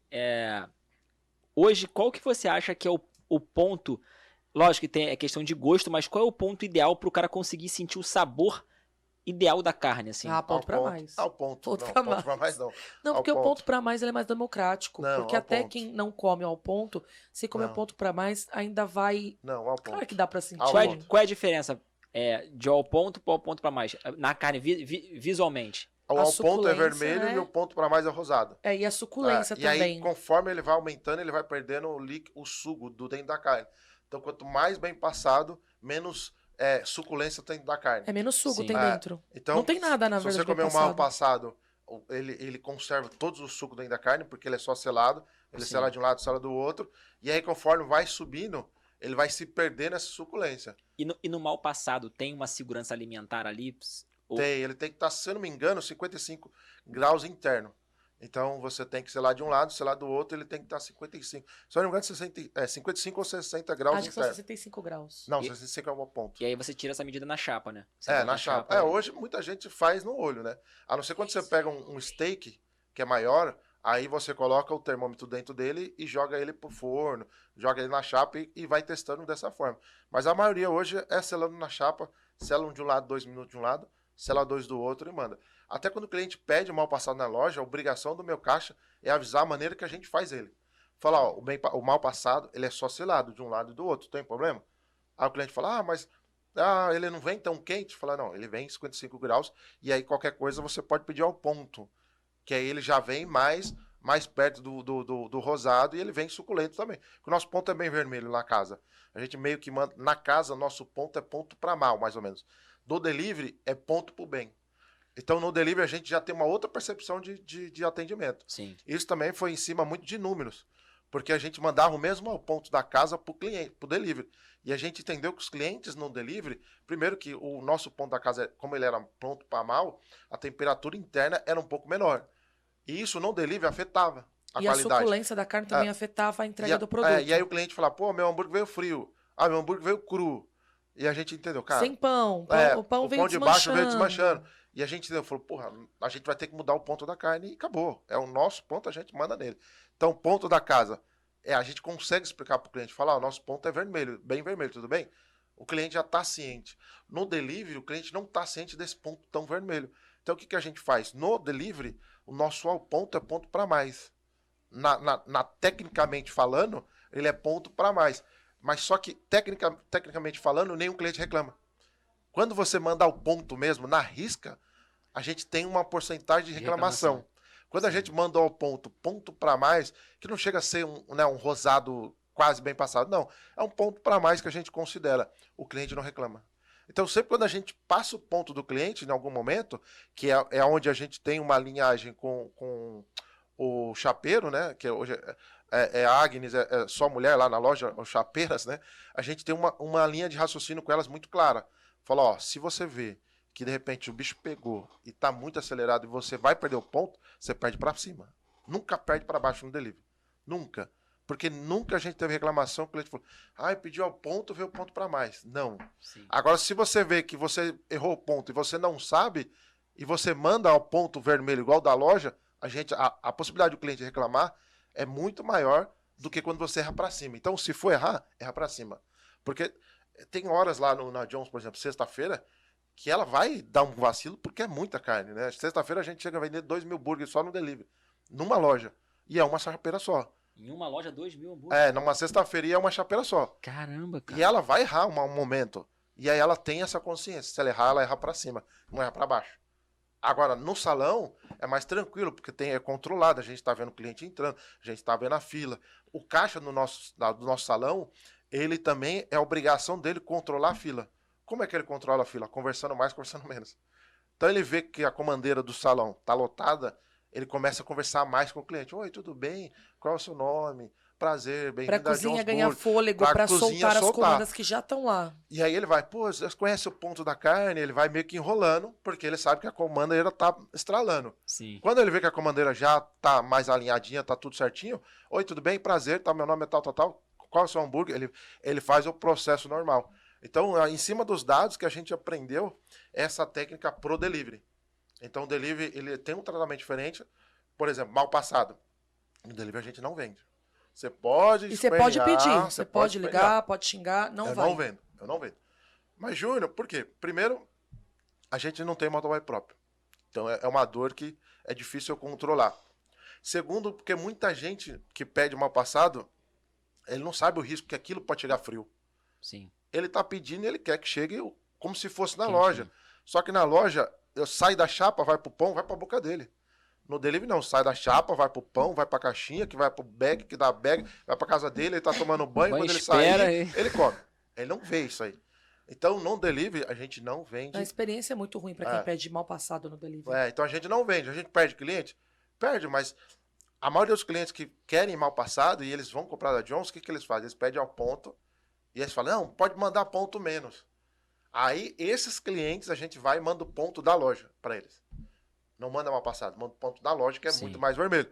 Só que mesmo assim, tem uma tensão nessa comanda. Ó, tem uma comanda aqui que é ponto para menos. Então já sabe, ó, saiu já da chapa, já põe no pão, já manda e acelera. Isso tudo a gente conseguiu em cima de dados, porque a gente sempre está olhando avaliação. É o que a gente fala na loja. Quando o cliente está reclamando de alguma coisa, é um ponto de atenção. Tem bastante gente que fala na internet, avaliação não tem problema, que os aplicativos não ligam e tal, não sei o quê. No nosso caso é totalmente ao contrário. Se o cliente está reclamando, ele está reclamando do meu produto. Eu preciso dar atenção nisso e entender qual que é o problema. E isso, na loja, geralmente vira um case. Deu problema, vira um case. Esse case a gente resolve e mostra para todo mundo. Ó, isso aqui não pode acontecer. E aí eu e a Aline, agora nossos gerentes, né? Nossas gerentes, as meninas, elas estão muito alinhadas com a gente. De todo problema tem que parar, resolver para nunca mais acontecer. Não resolver vamos colocar um band-aid aqui, daqui a pouco isso vai abrir. Não. Como a gente vai fazer para isso nunca mais acontecer? Para nunca ter mais essa dor, e aí a gente pega outro problema, porque sempre tem problema. A gente tem que eliminar ele para ele não voltar lá na frente. Isso tudo em cima de dados, que todo dia eu fico olhando tudo, olhando os dados desde o Instagram até a avaliação, eu fico todo santo dia em cima. Cara, isso é muito importante, porque hoje não é o que o mercado faz, tá? Você sabe disso. Sim. O cara, ele quer simplesmente tentar convencer o cliente que o problema não aconteceu. É a primeira coisa que a pessoa tenta fazer, é convencer o cliente que aquele problema não existiu, né? Aí o cliente tem que provar, não, cara, mas veio ruim sim e tal. Se você liga hoje para reclamar do restaurante, de fato, tu vai ver que o atendente vai tentar de alguma maneira te convencer que o problema não existiu. Que o problema E no começo a gente tinha essa cabeça, até por isso que a gente mudou o ponto da carne, porque a gente tinha essa cabeça. Fala, pô, a gente tá mandando ao ponto pro cliente, ele tá falando que tá Mas cru. ele pediu, ele sabe o que ele pediu. Então a gente tinha essa cabeça, que é meio uma cabeça meio que quadrada, né? Então, aí eu falei, Aline, cara, a gente tem que ler isso aqui. Então, vamos fazer o seguinte, cara, vamos mudar o nosso processo. A gente mudando o nosso processo, tudo, a gente consegue atender os clientes com menos dor de cabeça e a gente consegue ter uma qualidade muito melhor no delivery. E a gente também tem um processo que assim, a gente pega, recolhe, o cliente liga lá reclamando, algumas vezes não tem fundamento e realmente às vezes é uma reclamação que é infundada, mas de qualquer forma a gente acolhe aquilo, resolve e na reunião semanal a gente leva para ver o que foi culpa nossa, o que realmente o cliente falou e não procede, desconsidera o que foi culpa do aplicativo, que não cabe, a gente não tá muito na nossa mão resolver, como, roubaram meu lanche, não entregaram, que são avaliações que entram pra gente e contabilizam na nossa nota. Então a gente tenta reverter isso, mas a primeira coisa que a gente faz hoje é acolhe, resolve, e na semana a gente vai ver o que é nosso e o que não é, e o que a gente tem que melhorar e o que a gente não tem que melhorar. E a gente também consegue ver, por exemplo, recebi um lanche, a carne foi errada. Tá, quem tava na chapa nesse momento, chama essa pessoa, vamos conversar com ela, para ela ter mais atenção nesse ponto, porque a gente tem 2 reclamações sobre a mesma coisa. Então chama a pessoa lá, vamos resolver. E chama quem tava trabalhando, quem foi que mandou o lanche, porque a gente consegue saber quem foi que mandou, de onde foi que saiu, e resolve. A gente sempre faz toda semana. Tudo, a gente interna tudo e vê como a gente vai fazer, primeiro, para aquilo nunca mais acontecer. E se acontecer, a gente saber de fato aonde está vindo o problema. Porque no começo, por exemplo, a gente sempre teve 2 ou 3 montadores no delivery. E às vezes o cliente fala, não vê meu picles. Cara, mas são 3 montadores. Quem foi que não mandou o picles para ela? E aí a gente pegava e falava, pô, a gente tem que resolver isso. O que a gente fez? Começamos a colocar par e ímpar. E o terceiro montador, ele tica quando ele vai fazer. Então, quando o cliente fala, não vê meu picles, a gente sabe se é par ou ímpar, se foi ticado. Para a gente saber quem foi o responsável, até para não culpar os outros, não jogar a culpa em cima dos outros, e pegar aquele cara e fortalecer de novo. Ir lá, falar, cara, tá faltando treinamento, tá faltando alguma coisa aqui, como é que a gente vai fazer para você não errar mais? E no começo a gente tinha muito isso, de ficar, todos os funcionários tinham que ficar ticando o que ele estava fazendo, né, marcando lá. E aí eu falei para ele, pô, isso, além de perder tempo, a gente acaba que o funcionário tem que parar e ficar lendo a comanda. E também o nosso prazo de delivery vai aumentando. Sim. Aí eu fui lá e consertei a comanda. Hoje as comandas, cada uma tem um pontinho, tem um xizinho, que é só para ele ler e saber que ele tem que mandar mais. Que ele tem que mandar um picles, alguma coisa. Então, a gente meio que vai treinando cada vez mais para a minha equipe ser mais rápida com o melhor possível que eles têm. Então, isso tudo vai nos dados. Pô, está faltando muita Coca-Cola. O cliente não está mandando milkshake. Cara, então é entrega. Vamos voltar para entrega. Vamos lá. Então, como vocês fazem? A gente põe aqui, tá, mas você espera a comanda chegar? Ou vocês já, quando o motoboy chega, a gente vai internalizar isso lá dentro e resolve para nunca mais acontecer. Então, tá bom, vamos colocar mais uma pessoa para conferir aqui, porque o problema não é do cliente que não veio a Coca, o problema é nós que não mandamos. Então, vamos colocar mais uma pessoa. Então, ó, essas 2 tá aqui, essa terceira tem que olhar. Aí essa terceira é paga só para olhar a Coca. Então, essa aqui a gente vai cobrar igual um leão, porque a sua função é só cobrar a Coca. Então a gente vai internizando isso dentro da loja e vai arrumando para justamente olhar na próxima semana os dados estão muito melhor e cada vez mais vender mais para o recorrente, que é o cliente que está reclamando. Sim. Cara, uma vez uma hamburgueria fez uma coisa comigo que eu achei sensacional e ela me ganhou como cliente. Por quê? Foi exatamente isso. O cara esqueceu de mandar a Coca. E tipo assim, eu sou o cara que, quando eu como hambúrguer, eu gosto de tomar junto com refrigerante ali na hora. Eu não gosto de comer... Tem gente que gosta só de comer sem beber, mas enfim, eu gosto ao mesmo tempo. Na hora que o cara percebeu que esqueceu a Coca, ele, calma aí que eu vou ligar lá pra loja. Aí ele foi, ligou pra loja, aí ele chegou pra mim e falou assim, senhor, olha só o seguinte, eles já estão trazendo de lá um outro lanche pra você, eu nem vou te dar esse aqui, pra quando chegar o lanche junto com o referente certinho e você ter ao mesmo tempo. Aí eu falei, pô, bacana. É porque um legal. vai esfriar. E aí me ganhou, porque já tinha acontecido outras vezes, e simplesmente o que o cara falou pra mim, não, pode ficar tranquilo que eu vou descontar aqui o valor da Coca-Cola pra você. Tipo, pode ficar tranquilo, eu vou descontar aqui o valor Tipo, mas eu queria... E não é dinheiro, né? E não Exatamente. É dinheiro. Você não vai sair pra comprar Coca-Cola no mercado pra você comer junto. E aí esse cara, ele acabou a ligação já falando assim pra mim, ó, já tá saindo de lá um outro lanche pra você com a Coca. E uma coisa que eu falo muito para os meus funcionários é, se ele comprou a Coca-Cola, é porque ele não tem na casa dele. Se ele tivesse, ele não compraria. Então ele quer comer junto, ele tá esperando receber isso junto. Então ele não tem como dar um jeito, entendeu? Então quem tem que dar um jeito aqui somos nós. É a gente que tem que resolver. Dar um jeito de mandar outro lanche com a Coca, ou outra Coca, ver de que melhor forma a gente vai atender ele para fazer a experiência na casa dele ser boa. Como se fosse aqui dentro do restaurante.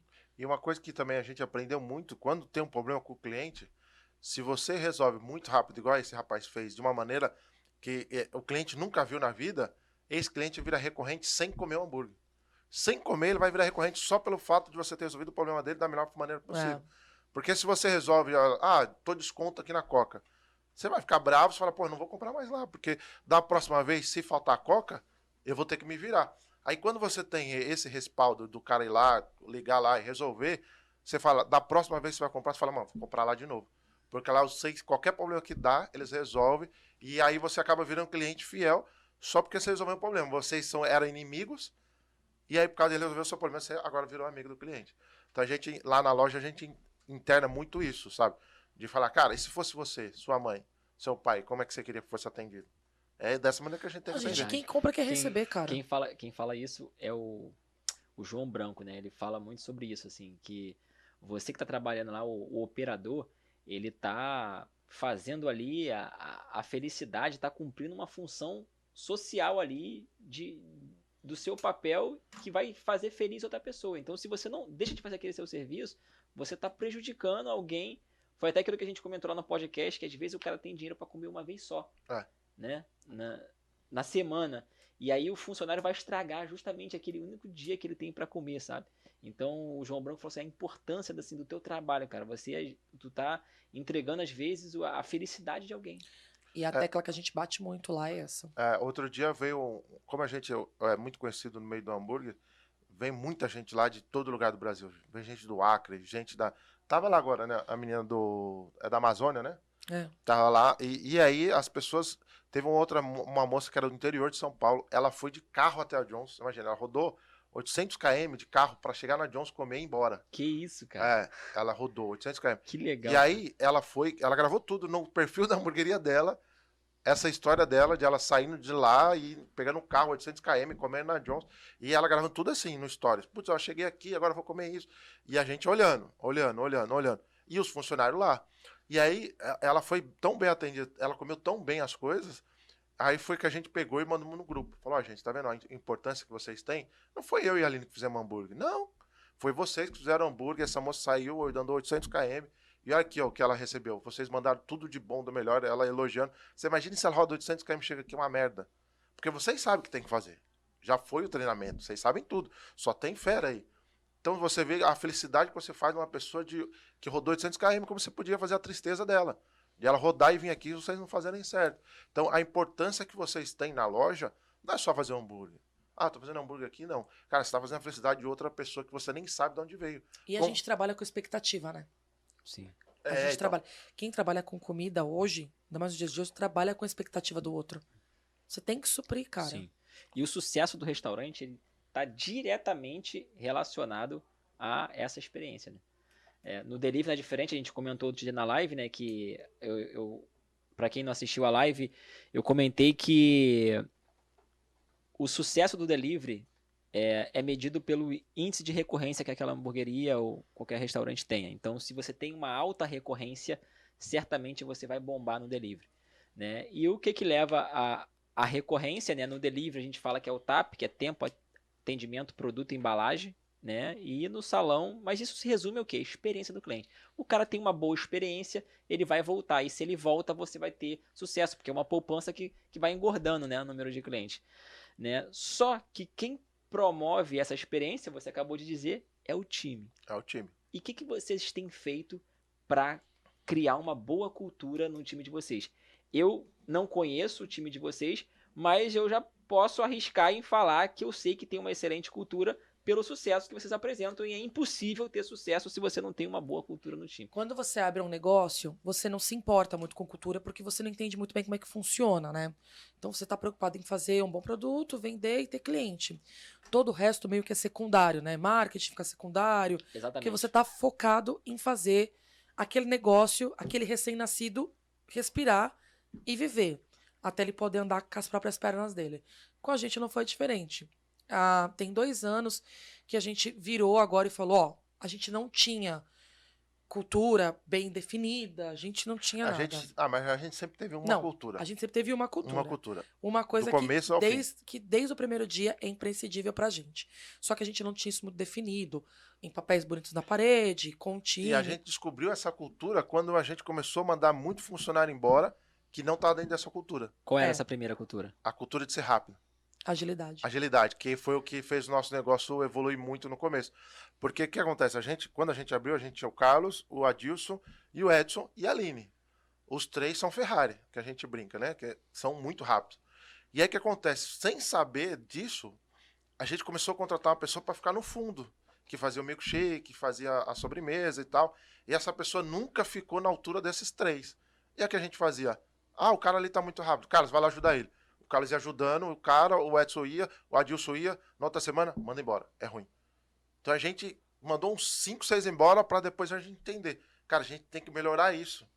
Porque, tudo bem, ele não vai ficar na mesma altura dos outros. A gente deu sorte no começo, graças a Deus, hoje, olhando para trás, que a gente começou com uns 3, 4 caras que nunca trabalhou em hamburgueria, nada, só que eles eram muito rápidos e muito bom. E isso foi que a Aline, principalmente a Aline, ensinou muito para eles. E aí, quando foi entrando outras pessoas que não estavam no nível deles, a gente mandava embora. Mas essa coisa de agilidade vem do mundo corporativo, você sabe. Você, Sim. Tipo, o amanhã não existe e o que você tinha que ter feito era para ter feito ontem, não era nem mais para fazer hoje. Então, como eu vim disso, eu vim muito enraizada nisso. Isso aqui não é possível demorar, não é possível demorar, não é possível demorar, não é possível demorar. E aí isso era muito forte em mim. E eu passei isso para eles. E isso é tão forte dentro da minha empresa, eu juro para você, nada lá demora. E se demora, a própria equipe fala, olha, esse cara é muito lerdo, ele não pode ficar com a gente. Mas, não, ele é muito lerdo. Você acredita que ele demorou 10 minutos para fazer tal coisa? Então, assim, isso é muito forte dentro. E tem 2 anos que a gente voltou para dentro da empresa e falamos, então agora vamos construir de fato a nossa cultura, vamos colocar ela em papel, vamos apresentar para os colaboradores e a gente começou uma busca incessante de como a gente vai construir, quais são os valores que são inegociáveis, como é que as coisas estão... Porque assim, embora a minha cultura não esteja definida, ela já existe, porque desde o dia 1 já tem uma cultura lá. Mesmo que não seja a cultura que eu quero que tenha, mas já tem uma lá. Então a gente está passando por uma fase de que nós estamos arrumando a cultura e trocando coisas que pra gente já não fazem mais sentido para colocar a equipe na mesma página com a gente. Porque, de novo, quando a gente começou, a gente nem sabia o que era cultura, nem... Você não pensa nisso quando você começa um negócio, Sim. gente. Não pense nada disso. Isso é, sim, secundário para quando você começa a empreender. Mas chega um momento que você precisa fazer. E nós estamos exatamente neste momento. A gente precisa, cada dia mais, lapidar a cultura do nosso negócio, embora ela já exista, arrumar de fato ela e fazer com que todos os colaboradores saibam como é que as coisas lá vão rodar e o que é imprescindível, o que a gente não abre mão de jeito nenhum. Então a gente está exatamente nesse momento agora, arrumando a cultura do nosso negócio. Sim, essa cultura de time eu acredito que a gente tem que, como você falou, primeiro estabelecer qual é a cultura que você quer, né? Para depois, quando você for contratar, você na entrevista já tentar lapidar ali e selecionar alguém de acordo com a sua cultura. Porque eu acredito que o erro do empreendedor, e eu me encaixo nisso, fiz muito isso no passado, era assim, você tá precisando de alguém desesperado, a primeira coisa que você faz, você vai no seu funcionário, cara, você conhece alguém para me indicar que a gente tá precisando pra isso aqui? E aí aquele cara vai fazer o quê? Ele vai indicar aquele amigo dele, que é brother dele, mas que não para em emprego nenhum, que tá desempregado porque o cara é ruim. Pra chamar o cara primeiro, eu vejo se o cara tá alinhado com a cultura, né? Se esse cara vai ser o perfil ali, a cultura, o que a gente espera da vaga e tal, não sei o quê. Aí se ele quer, a gente bota o cara pra fazer uma prova, né? Até pra entender se ele é tudo aquilo que ele falou, se ele sabe, a gente faz uma provinha de lógica pra saber se ele tem um raciocínio bom e uma provinha de português pra saber se ele sabe escrever o básico ali, enfim. E aí, se o cara tirar uma média acima ali de 7, aí a gente segue no processo de seleção. Mas quando você transforma isso para o pessoal do restaurante, a gente é um povo tão desesperado por mão de obra, Sim, que a gente, todos nós, tá? A grande maioria, não pesa isso, cara. Só Sim. quer mesmo pôr alguém que vai lá, que trabalhe. Exatamente. Por muito tempo, eu contratei pessoas que queriam trabalhar. Não importa quem era, tipo, você vai vir trabalhar? Depois, com o tempo que o meu negócio foi crescendo, foi ficando de pé, ele foi se tornando forte, eu pude começar a me dar o luxo de começar a ver se aquela pessoa, além dela ir trabalhar, se ela estava alinhada com o que eu queria para o meu negócio. Sim. Se a gente falava a mesma língua. Mas hoje, você cobrar isso de um cara que está começando ou que a empresa dele ainda não está andando legal, é uma judiação. Ele mal sabe... Às vezes nem ele tem a cultura dele muito bem definida. Ele só quer abrir o negócio dele e que os funcionários vá trabalhar para fazer a produção, para fazer as coisas. E eu acho assim que a gente tem bastante cultura na Jones, que a gente passa para a galera, até nos cursos a gente fala, a questão de treinamento das pessoas, porque nesse mundo de restaurante é muito complicado a gente entender toda essa cadeia da galera estar alinhada com o time. Geralmente, com o time não, com a proposta da cultura da empresa. O que a gente faz muito é colocar a cultura da empresa na pessoa depois que ela entra. Porque hoje em dia a mão de obra, cada dia que passa, está mais complicado ainda, principalmente o nosso, que é muito desgastante, né? A pessoa trabalha de segunda a segunda e no horário que tá todo mundo curtindo e tal, não sei o que, ela tá lá se lascando e chega em casa morta, no outro dia ela tem que trabalhar. Então a gente meio que coloca essa cultura nas pessoas que vão trabalhar com a gente e a gente tenta colocar para ela, e se ela não conseguir absorver essa cultura em 30 e 60 dias, aí a gente manda embora. Sim. Mas a gente coloca primeiro, né? A gente só não gosta quando a pessoa trabalhou em outros lugares de restaurante. Ah, trabalhei nessa hamburgueria, nessa e nessa. Ah, então a gente não quer, obrigado. Porque ela já vem com uma cultura, com vício, né? vício que a gente não quer. A gente Sim. prefere que a pessoa não tenha cultura nenhuma, que não vem de lugar nenhum, e a gente vai lá e fala, ó, então, entra aqui para dentro e vicia na nossa cultura. E aí, voltando nas pessoas que não tem uma cultura, não tem nada, o que elas fazem muito é colocar a pessoa no olho do furacão e falar, e aí mandar na mão do gerente ou do líder, não sei o que, falar, aí ó, funcionário novo. Aí o cara fala, vai ali e faz tal coisa. Aí ele volta, vai ali e faz tal coisa. Aí ele volta, vai ali e faz tal coisa.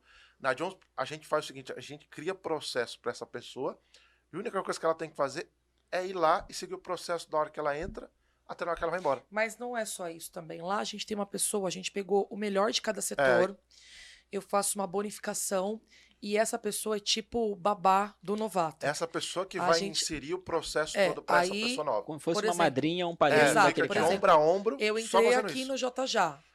Tudo que você fizer, eu vou fazer com você. A hora que você chega, eu vou chegar. A hora que você for embora, eu vou embora. Quando você vai almoçar, eu vou almoçar.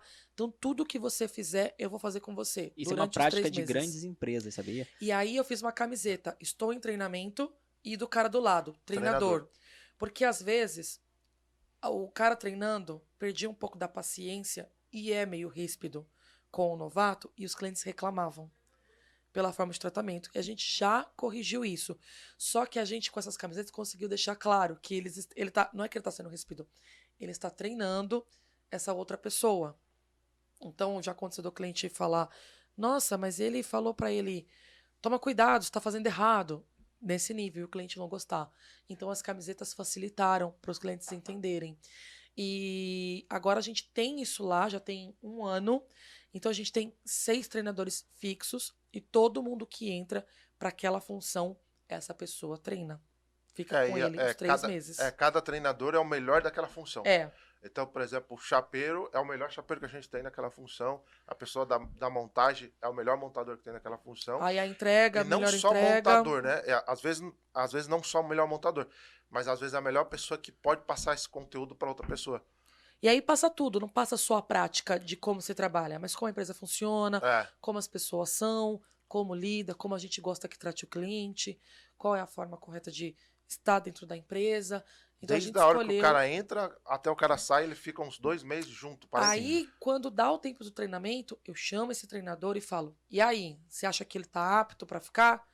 Aí ele fala, sim. Às vezes dá 1 mês, o treinador me chama e fala, ó, vai encerrar o contrato dele do primeiro tempo? Sim, então pode mandar embora. Ele não se adequou às nossas normas, ao jeito que a gente trabalha. Eu já conversei com ele que ele tem que ser um pouco mais ágil, ele não melhora, então acho que tá o suficiente. Não tem por que a gente fazer mais 30 com ele, porque não vai dar em nada. Aí eu já vou lá, encerro o contrato. E até para você ter uma noção, para o treinador chegar e falar isso, é que realmente não tem como, porque ele tem uma bonificação. Sim. Quando depois passa ele de não 2 ganha. meses... Se o cara não fica, ele não ganha dinheiro bonificado para eles, R$300, para eles terminar, porque ele treinou aquele cara. Porque o que acontece? No começo, quem treinava era eu e a Aline. Só isso desgastava demais. A gente tem que treinar cada funcionário que entrava ali. E não tem tempo, né? E chega uma hora que a tua equipe hoje não é melhor que você? Sim. Então, e na loja a gente tem, cada função lá, eles são muito melhor que a gente, mais rápido e entende tudo. A gente criou o processo, hoje eles que tocam o processo que a gente tem na loja. E aí o que acontece? Quando ele chega e fala não dá, é porque realmente não dá, porque ele sabe que ele não vai ganhar bonificação. Sim. Ele só ganha bonificação quando o cara passa do treinamento. Então, agora a gente como empregador, então o cara da RH, a função dele é minimizar isso aí, porque o fato dele ficar 30 dias e não fluir, se perdeu muito dinheiro aí, né? Você perdeu o salário dele, você perdeu o tempo do cara que tá treinando, você atrapalhou o processo da empresa lá. Então, assim, a melhor coisa para nós, empreendedor, é conseguir trabalhar bem antes do cara entrar, né? Pra gente identificar se aquele cara vai ser o cara que tem o perfil, a gente conseguir fazer testes, dinâmicas com ele, só para entender se ele tem agilidade no teu caso. Sim. Enfim, isso é muito importante. Uma coisa que eu avalio também aqui, quando eu pego o currículo do cara, não sei se você olha, o cara trabalhou em 10 lugares. Eu já não quero, já não quero. E o seguinte, os 10 lugares que ele trabalhou, é assim, ele ficou 3 meses em um, 2 meses no outro. O cara não para em nenhum emprego. Quando eu olho o currículo assim, cara, eu já meio que, é assim, até uma discriminação, mas eu já desclassifico o cara ali. Na hora. A não ser que ele chegue pra mim, não teve nenhum hoje, né, e fala assim pra mim, pô, cara, olha só, eu tive realmente problemas no desempenho, mas eu tô disposto a mudar, eu vi que o problema tá em mim, eu quero uma oportunidade de mostrar que aí sim eu poderia dar uma palavra pro cara. Agora, se o cara, quando eu olho o currículo, 3 meses, 4 meses, 2 meses. Isso hoje quem faz é a Aline. Quando esse processo antes de entrar na loja, quem faz é a Aline. Ela que chama todo mundo, ela que faz a entrevista, ela leva para o escritório e ela faz todo esse processo para realmente, quando a pessoa entrar, a gente sabe que pelo menos a metade do caminho foi certo, sabe? A gente sabe que a pessoa tem uma... E todo o meu processo seletivo hoje em dia, eu não sei como as pessoas fazem, mas todo o meu processo seletivo hoje em dia é saber a vida da pessoa. Porque hoje eu aprendi que a vida fora da empresa da pessoa está totalmente ligada a como ela vai se desempenhar. Isso é sensacional. Como ela vai se desempenhar comigo lá. Então, se eu... Deus, assim, desculpa falar isso, mas se eu pego uma pessoa com a vida muito enrolada, não vai dar certo para mim. Porque a vida fora dela é um caos. Ela vai transferir isso pro trabalho. E vou te falar mais, ela ainda vai culpar o trabalho porque a vida dela tá um caos. Sim. Então eu já começo a perguntar com quem mora, onde vive, do que se diverte, se tem filho, se é casado, o que o marido ou a mulher faz, se tem namorado, o que o namorado faz, como o namorado se comportaria com essa pessoa trabalhando tanto tempo. Eu vou nessa linha, porque tudo isso vai influenciar diretamente na permanência dela dentro do meu estabelecimento, com a minha equipe, comigo e com o meu cliente. Eu já passei por um monte de coisa e já entendi. Tudo que acontece no externo, ela vai culpar o interno, com que certeza. No caso sou eu. Sim. Então, se ela tá vendo pouco o namorado, a culpa vai ser porque ela tá trabalhando comigo. Sim. Se tá alguma ela coisa, se endivida, o problema é que ela ganha pouco. Que ela ganha pouco. Entendeu? É exatamente. Se ela tá com um problema familiar, ela vai faltar no trabalho para resolver o problema familiar. Ou ela não vai estar bem o suficientemente emocionalmente para lidar, porque trabalhar é um saco, trabalhar com o público é muito difícil. Como a gente tem uma régua alta, eu preciso exigir algumas coisas para o meu colaborador e que, se ele não está bem emocionalmente, ele não consegue cumprir e ele não consegue nem lidar comigo exigindo isso dele. Então eu já vou descartando. No final ali da linha fica pouquíssimas pessoas. Um outro ponto também que também atrapalha é quando o cara ele aceita aquela vaga, né? Ele tá acostumado a ganhar mais, trabalhar em cargos maiores, só que ele aceita porque ele não tá conseguindo emprego nenhum, ele aceita temporariamente. Esse aí não pego também. Esse aí arrebenta contigo, né? Esse aí fica pouco Hoje, tempo, pra gente, é muito difícil contratar, porque eu não contrato mais por desespero, porque antes eu contratava. Sim. Você pode vir amanhã? Posso. Então vem. Antes, muito tempo até, quase pós-pandemia, eu contratei por desespero. E hoje que eu tenho uma outra cabeça e tô fazendo coisas diferentes na minha empresa, então tá difícil para mim contratar, porque agora eu peso tudo isso. E no final da última linha, sobram pouquíssimas pessoas. E assim, também, uma coisa que foi até uma briga minha da Aline, era exatamente isso. Porque a gente pensava muito na questão financeira, né? putz, cara, a gente precisa da pessoa, a gente precisa de tá trabalhando no limite. Então, precisa de 5 pessoas, eu tenho 5. Chegou uma época que a gente não tinha cultura da empresa, a gente não fazia nada disso. Eu falei, Aline, ó, a partir de amanhã, você sempre trabalha com 2 pessoas a mais. A gente vai ganhar menos na última linha? Não tem problema. Pode trabalhar com 2 pessoas a mais, mas isso vai melhorar a nossa vida, assim, 100%.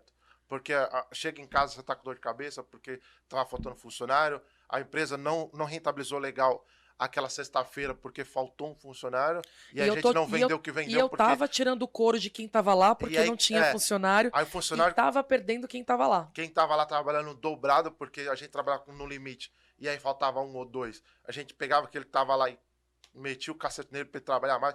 Então meio que figurou um ciclo ruim, sabe? Porque, não, se eu colocar 3, 4 funcionários a mais, minha última linha do DRE diminui. Porque o custo de funcionário aumenta. Eu falei, Aline, cara, é melhor a gente diminuir a última linha 1, 2, 3% do que a gente perder a nossa equipe que a gente tem hoje, perder a nossa qualidade de vida que a gente tem também, depois da Jones, a gente tem que ter uma qualidade de vida, não é só trabalhar igual um maluco. E os funcionários que estão lá, eles merecem que tenha mais pessoas que trabalhem com eles para eles trabalhar por igual. Porque a gente sempre está trabalhando, eu preciso de 3, só tem 3. Aí faltou 1, o movimento vai ser igual, não é porque faltou 1 que o movimento vai diminuir. Esses outros 2 trabalham dobrado. E aí a gente vai perder esses 2 que estão lá. E aí foi onde a gente pegou e falou, cara, vamos mudar tudo. Para com isso. Então, quantos funcionários a gente precisa? 20. Coloca 22. Esses 2 aqui vai cobrir esse, a gente dá folga, a gente se vira, mas coloca 22. Aí fizemos 2 coringas. A gente tem umas pessoas que são coringas, que elas não têm uma posição fixa. Mas eles sabem fazer tudo. Então o chapeiro não veio? Ele entra. Ele entra. Claro que ele não tem agilidade para ser tão rápido quanto o meu chapeiro de linha. Mas não tem problema. Ele vai entrar. O caixa não veio? Ele vai entrar. Montagem não veio? Chama o fulano. Então, meio que ele fica ali cobrindo as folgas e cobrindo quem falta. Então, a gente tem hoje 2. A gente tem um carro que aí também... o Aqui, um deles, fala, aqui, faltou uma pessoa lá na Moca, tá o carro. Vai lá. Ele pega o carro, vai pra Moca, resolve o problema lá e volta. Porque a gente deixou de trabalhar contado. E, cara, nossa vida, assim... tanto pessoal quanto na loja, melhorou muito, e dos funcionários que estão lá, melhorou muito. Porque a gente pegava o couro quando faltava outra pessoa, a outra não era culpada de nada, e tava ali recebendo, e outra, eu e a Aline, a gente ficava extremamente nervoso. Porque a gente tem uma régua, né, de padrão, que a gente se impôs essa régua, nem sei porquê, mas a gente se impôs uma régua de ser muito rápido, de ter muita qualidade, de tentar ser perfeito 99%. E quando falta 2, 3 funcionários e a gente não tem esse colaborador lá dentro, a gente ficava muito nervoso, porque aí via que o pedido levava 40 minutos, via que o outro funcionário estava trabalhando igual um doido lá, não tinha tempo nem de ir no banheiro. E aí, quando ele ia no banheiro, eu ficava na chapa, e aí o hambúrguer não saía igual, então não sei o quê.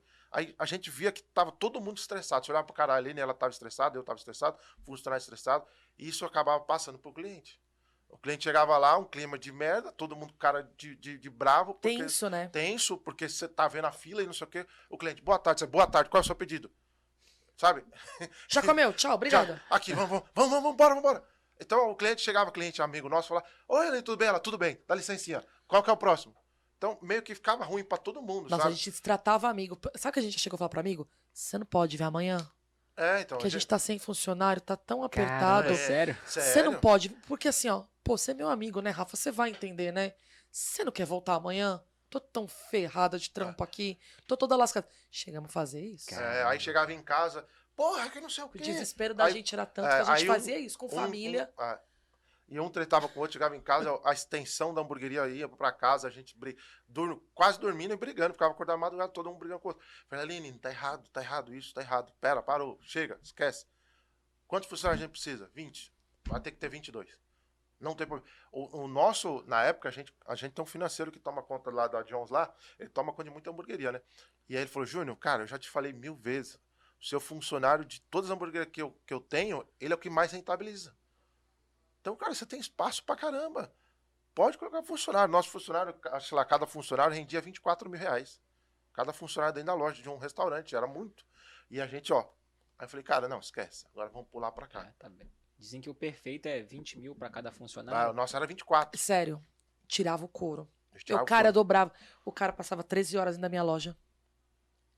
E hoje você tem algum programa de performance de bonificação para performance? Se o funcionário performar, se a loja performar, ele ganhar algum tipo de percentual? Alguma a gente tem por metas, né? De comanda, por meta de quantidade de venda, meta de quantidade de fila de espera. A gente vai colocando umas metas pro pessoal, porque são pessoas diferentes, né? A gente tem um salão, que aí são uma equipe, e a gente tem um delivery, que é outra equipe. Então a gente sempre vai colocando metas para cada função, sabe? A gente agora tá na meta, a gente tem que fazer uma loja, a gente tem que fazer 600 comandas. Então, a gente faz festa, né? Então, bateu a meta, é festa. A gente pega, dá festa para eles. A gente tem meta que a gente tem que ter 100 pessoas na fila de espera. A gente tem que fazer um dia de 100 pessoas na fila de espera. O nosso máximo foi 70 pessoas aguardando 70 mesas. 70 mesas. A nossa meta é 100. Mas agora a gente tem um plano agora para 2023 que a gente quer bonificar em dinheiro para eles as vendas, e a gente quer abrir mais os números para eles, porque eu não posso cobrar uma coisa que eu ainda não dou para eles com clareza. Sim. Então a gente quer agora em 2023, a gente quer até fazer uma convenção nossa para sentar e dizer para eles quais são os números que a gente quer, a grosso modo, né, de fato atingir, e o que vai todo mundo ganhar se a gente atingir esses números, que é uma coisa que a gente nunca fez. Mas por que a gente vai fazer agora? Porque agora a gente tem tempo de olhar a nossa cultura, agora a gente tem tempo e grana e cabeça para olhar a nossa gente. Até outro dia a gente não sabia que os nossos funcionários eram os nossos primeiros clientes. E isso tudo devido muito desse negócio da gente querer estar dentro da operação, querer... são 20 funcionários, só 20, não é 21. E isso carretava muito eu e a Aline. Então, se eu chegava na sexta-feira na Jones, ela que estava na entrega e eu que estava lá em cima no salão. Onde está a Aline? Está na entrega. Onde está o Júnior? Está na loja. A gente saiu da operação 2022, depois da pandemia. Era muito isso. Porque de 2017 a 2022, a gente trabalhou ativamente na operação. A gente fazia parte. Os funcionários contavam com a gente na escala. Na escala era o Júnior e a Aline dentro da escala. A gente estava junto, porque a gente estava todo o tempo trabalhando com eles. E a gente não tinha tempo para olhar essas coisas. E quem está na operação trabalhando ativamente não tem tempo de cuidar da sua gente. Não tem tempo. Não dá. Caramba, quanto aprendizado aqui, cara. Falamos muita coisa, já passou de 2 horas que a gente tá aqui, a gente nem sente. O moço da edição tá ferrado. E vai embora. Não, mas isso é bom, cara, é muito conteúdo aqui, né? Eu queria, por mim, eu ficava com vocês aqui batendo papo a tarde toda, mas a gente já tá encerrando aqui.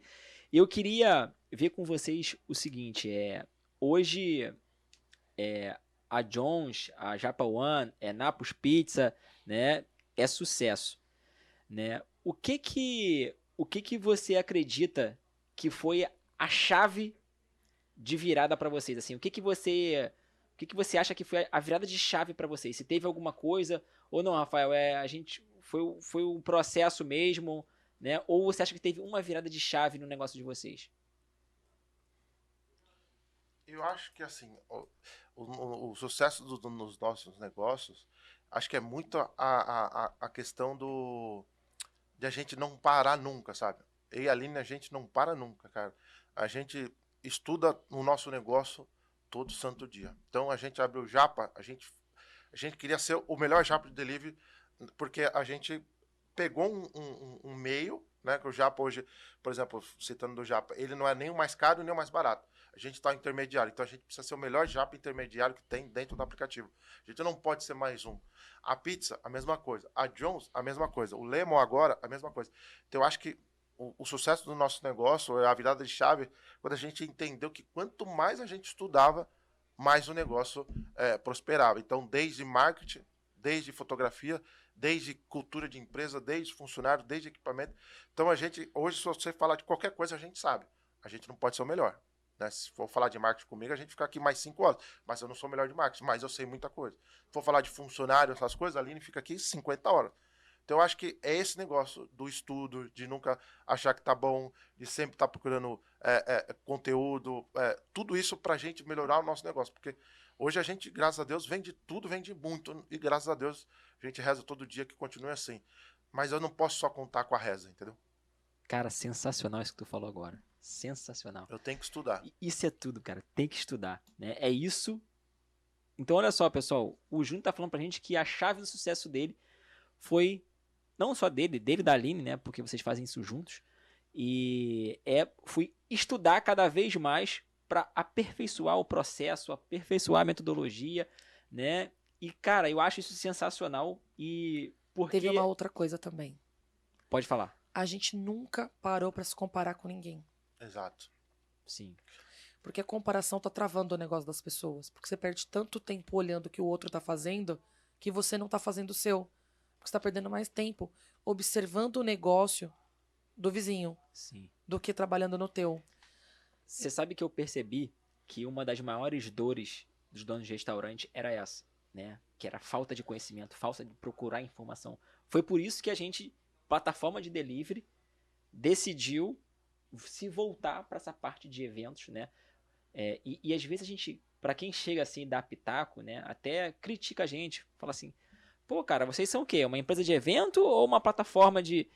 Só que se o meu cliente não prosperar, não tem plataforma, porque o cara cancela. Foi a primeira coisa que eu percebi. Quando a gente começou com o JJ, a gente tinha alguns cancelamentos. Ah, por que o cara tá cancelando? Ah, não, porque eu não tenho quantidade de pedido suficiente no delivery para poder pagar a plataforma. Ah, não, tô faturando pouco, o meu negócio tá indo mal, eu não tenho condições de pagar aqui a sua mensalidade. E aí eu falei assim, cara, o mercado não tá ruim. Cara, ó, pra tu ver, com toda essa inflação, com o aumento de preço, 2022, eu peguei o dado ontem, o food service cresceu 18%. Isso a gente aumentando o preço, porque tudo aumentou, né? Teve pandemia em 2021 e mesmo assim o mercado food service cresceu 18%. Né? Então, assim, cara, dá para todo mundo ganhar, só que tem que ter conhecimento. Sim. E tu via que os caras eram, assim, eu falo até o termo, até meio ruim falar isso, mas é ignorância, é muita ignorância, né? Rafa, e preguiçosos, porque tem muito conteúdo. Não, Sim, disponível também. E acho que o Rafa é pior ainda, porque ele as consegue pessoas ver não vão. os dois lados. Exato. Né? Sim. A gente também, a gente consegue ver isso, mas a gente não interfere diretamente no negócio de ninguém, a não ser o nosso. Mas acho que para você é pior ainda, porque você tem as pessoas que performam muito e as pessoas que começaram hoje e não performam nada, e você fala, por que essa... E você tá vendo um monte de coisa errada, né? E aí que você se calar, acho que é ruim, né, cara? É você não pode dizer que não tá indo bem se você não tentou tudo, cara. E você não buscou tudo. E as pessoas têm muito conteúdo pago e gratuito, só que as pessoas não vão atrás de consumir para estudar o negócio delas. Sim. E assim, eu venho do marketing, da publicidade, então eu levava minha equipe aqui para muitos congressos. Tem um que é muito famoso, que esse ano vai ser em São Paulo, mas todos os anos foram em Florianópolis, que é o RD Summit. É o maior congresso de marketing digital da América Latina. Então é um lugar onde eu levava a minha equipe e eles aprendiam muito com as palestras, conheciam novos fornecedores e ainda faziam network. E eu falei assim, cara, não tem um negócio desse no food. E aí foi onde a gente decidiu criar o JJ Summit, né? E aí depois veio esse podcast, veio os eventos menores. Então a gente falou assim, cara, não adianta, tem que trazer conhecimento. É só estudando que o cara vai abrir a mente, vai abrir a cabeça, né? E vai conseguir prosperar. E ele tem que entender que ele precisa, que não dá. O que levou você a abrir o seu negócio não é o que vai manter ele aberto e nem que vai te fazer dar o próximo passo. Exatamente. Você pode ter um breve conhecimento de como fazer as coisas, só que isso não vai fortalecer você a crescer e nem a manter as suas portas abertas. Você precisa de muito mais, é o que eu falo no nosso segmento. Você precisa de muito mais do que saber fazer uma boa maionese e um bom blend. Você pode abrir com esse conhecimento, mas não é isso que vai te manter aberto e nem que vai fazer seu negócio crescer. Você precisa... O dono de restaurante, seja ele qual for, ele tem que entender que ele precisa buscar conhecimento além da receita. Além de saber fazer a comida. Muita coisa. Porque Muita coisa. Isso é 20% do negócio. Porque comida boa todo mundo faz, meu querido. Tá, todo mundo tá fazendo comida boa. Todo mundo tem uma receita boa. Sim. Pra você continuar aberto e prosperar, você vai precisar de muito mais que o cara uma tem que boa saber maionese. um pouquinho de RH, um pouquinho de marketing, um pouquinho de contabilidade, um pouquinho de economia, um pouquinho de... Tem que saber um pouquinho de tudo. Um pouquinho de tudo. O cara vai abrir delivery e não entende nada de tráfego pago, nada de marketing. Esse cara dificilmente vai conseguir performar muito bem, porque ele não entende de Instagram, não entende de marketing, não entende de nada. Como é que só sabe fazer um hambúrguer? Mas como é que vai chegar no nome das pessoas, o nome de sua hamburgueria? Cara, ou você vai ter que ter muita grana para pagar outras pessoas, você vai ter que ter dinheiro para pagar outras pessoas, ou vai conhecer alguém que faça isso, mas de alguma forma o seu negócio vai depender disso. E isso que às vezes as pessoas não entendem, que é uma coisa que a gente procura sempre atualizar de alguma forma. Porque o nosso negócio não pode só depender das pessoas. Tá, mas se você não tivesse essas pessoas hoje, só o Júnior e a Aline, conseguiria fazer um tráfego pago? Conseguiria fazer o marketing? Conseguiria fazer o RH? O financeiro? Conseguiria fazer a gestão das pessoas? Conseguiria tudo? Sim, conseguiria, porque a gente estuda muito. Não ia ser perfeito. Porque às vezes a gente sabe, putz, eu não sou tão bom de financeiro. Vamos contratar alguém de financeiro. Mas se eu não tivesse essa pessoa, eu estaria fazendo financeiro como Sim. eu fiz a vida toda financeiro da Jones na unha. Não Exato. Ia parar, né? Eu fiz o financeiro da Jones hoje. Não, hoje não. Eu fiz o financeiro da Jones na unha durante muitos anos no Excel. Hoje tem uma empresa que faz. Mas eu sei. Quando a gente vai fazer reunião, eu questiono tudo. Tá, mas isso aqui, o CMV tá errado, porque tá faltando isso aqui. Não, mas isso aqui não faz parte do CMV. Quem colocou aqui? É isso aqui, não sei o quê. Então a gente questiona muito porque a gente estudou muito. Então acho que um grande erro da galera é esse. É o cara falar do financeiro, tem que ser assim, e ele vai lá, abaixa a cabeça e amém, porque ele não sabe o que o cara tá falando. E o negócio é dele, a vida é dele. Então quando a gente vendeu o carro, quando a gente fez tudo, era a nossa vida ali dentro. Então ou o negócio dá certo ou dá certo. O plano B é fazer o plano A dar certo. Não vai ser o financeiro, não vai ser o marketing, não vai ser nada que vai atrapalhar. É nossas cabeças que tem que tocar tudo disso aí. E as pessoas têm que ser curiosas do negócio delas, né? Ela tem que buscar, ela tem que querer saber. É uma coisa que eu falo muito. Eu vejo muita gente abrindo negócio e nem ela quer trabalhar. Ela quer abrir um negócio, pôr funcionário e achar que o negócio vai ser igual um feno. Ilusão, vai ficar sozinho. Franquia tem muito isso, que a gente gasta dinheiro em franquia achando que franquia é investimento. Cara, você tem que... Se nem você quer trabalhar no teu negócio, como é que teus funcionários vão querer trabalhar? Sim. Você tem que ser o primeiro a querer trabalhar nele, fazer ele rodar, tá lá dentro para entender como é que ele funciona. Você não faz isso, como é que você quer que as outras pessoas façam? Verdade. É um erro você abrir um negócio e achar que você vai ser dono e vai ficar viajando.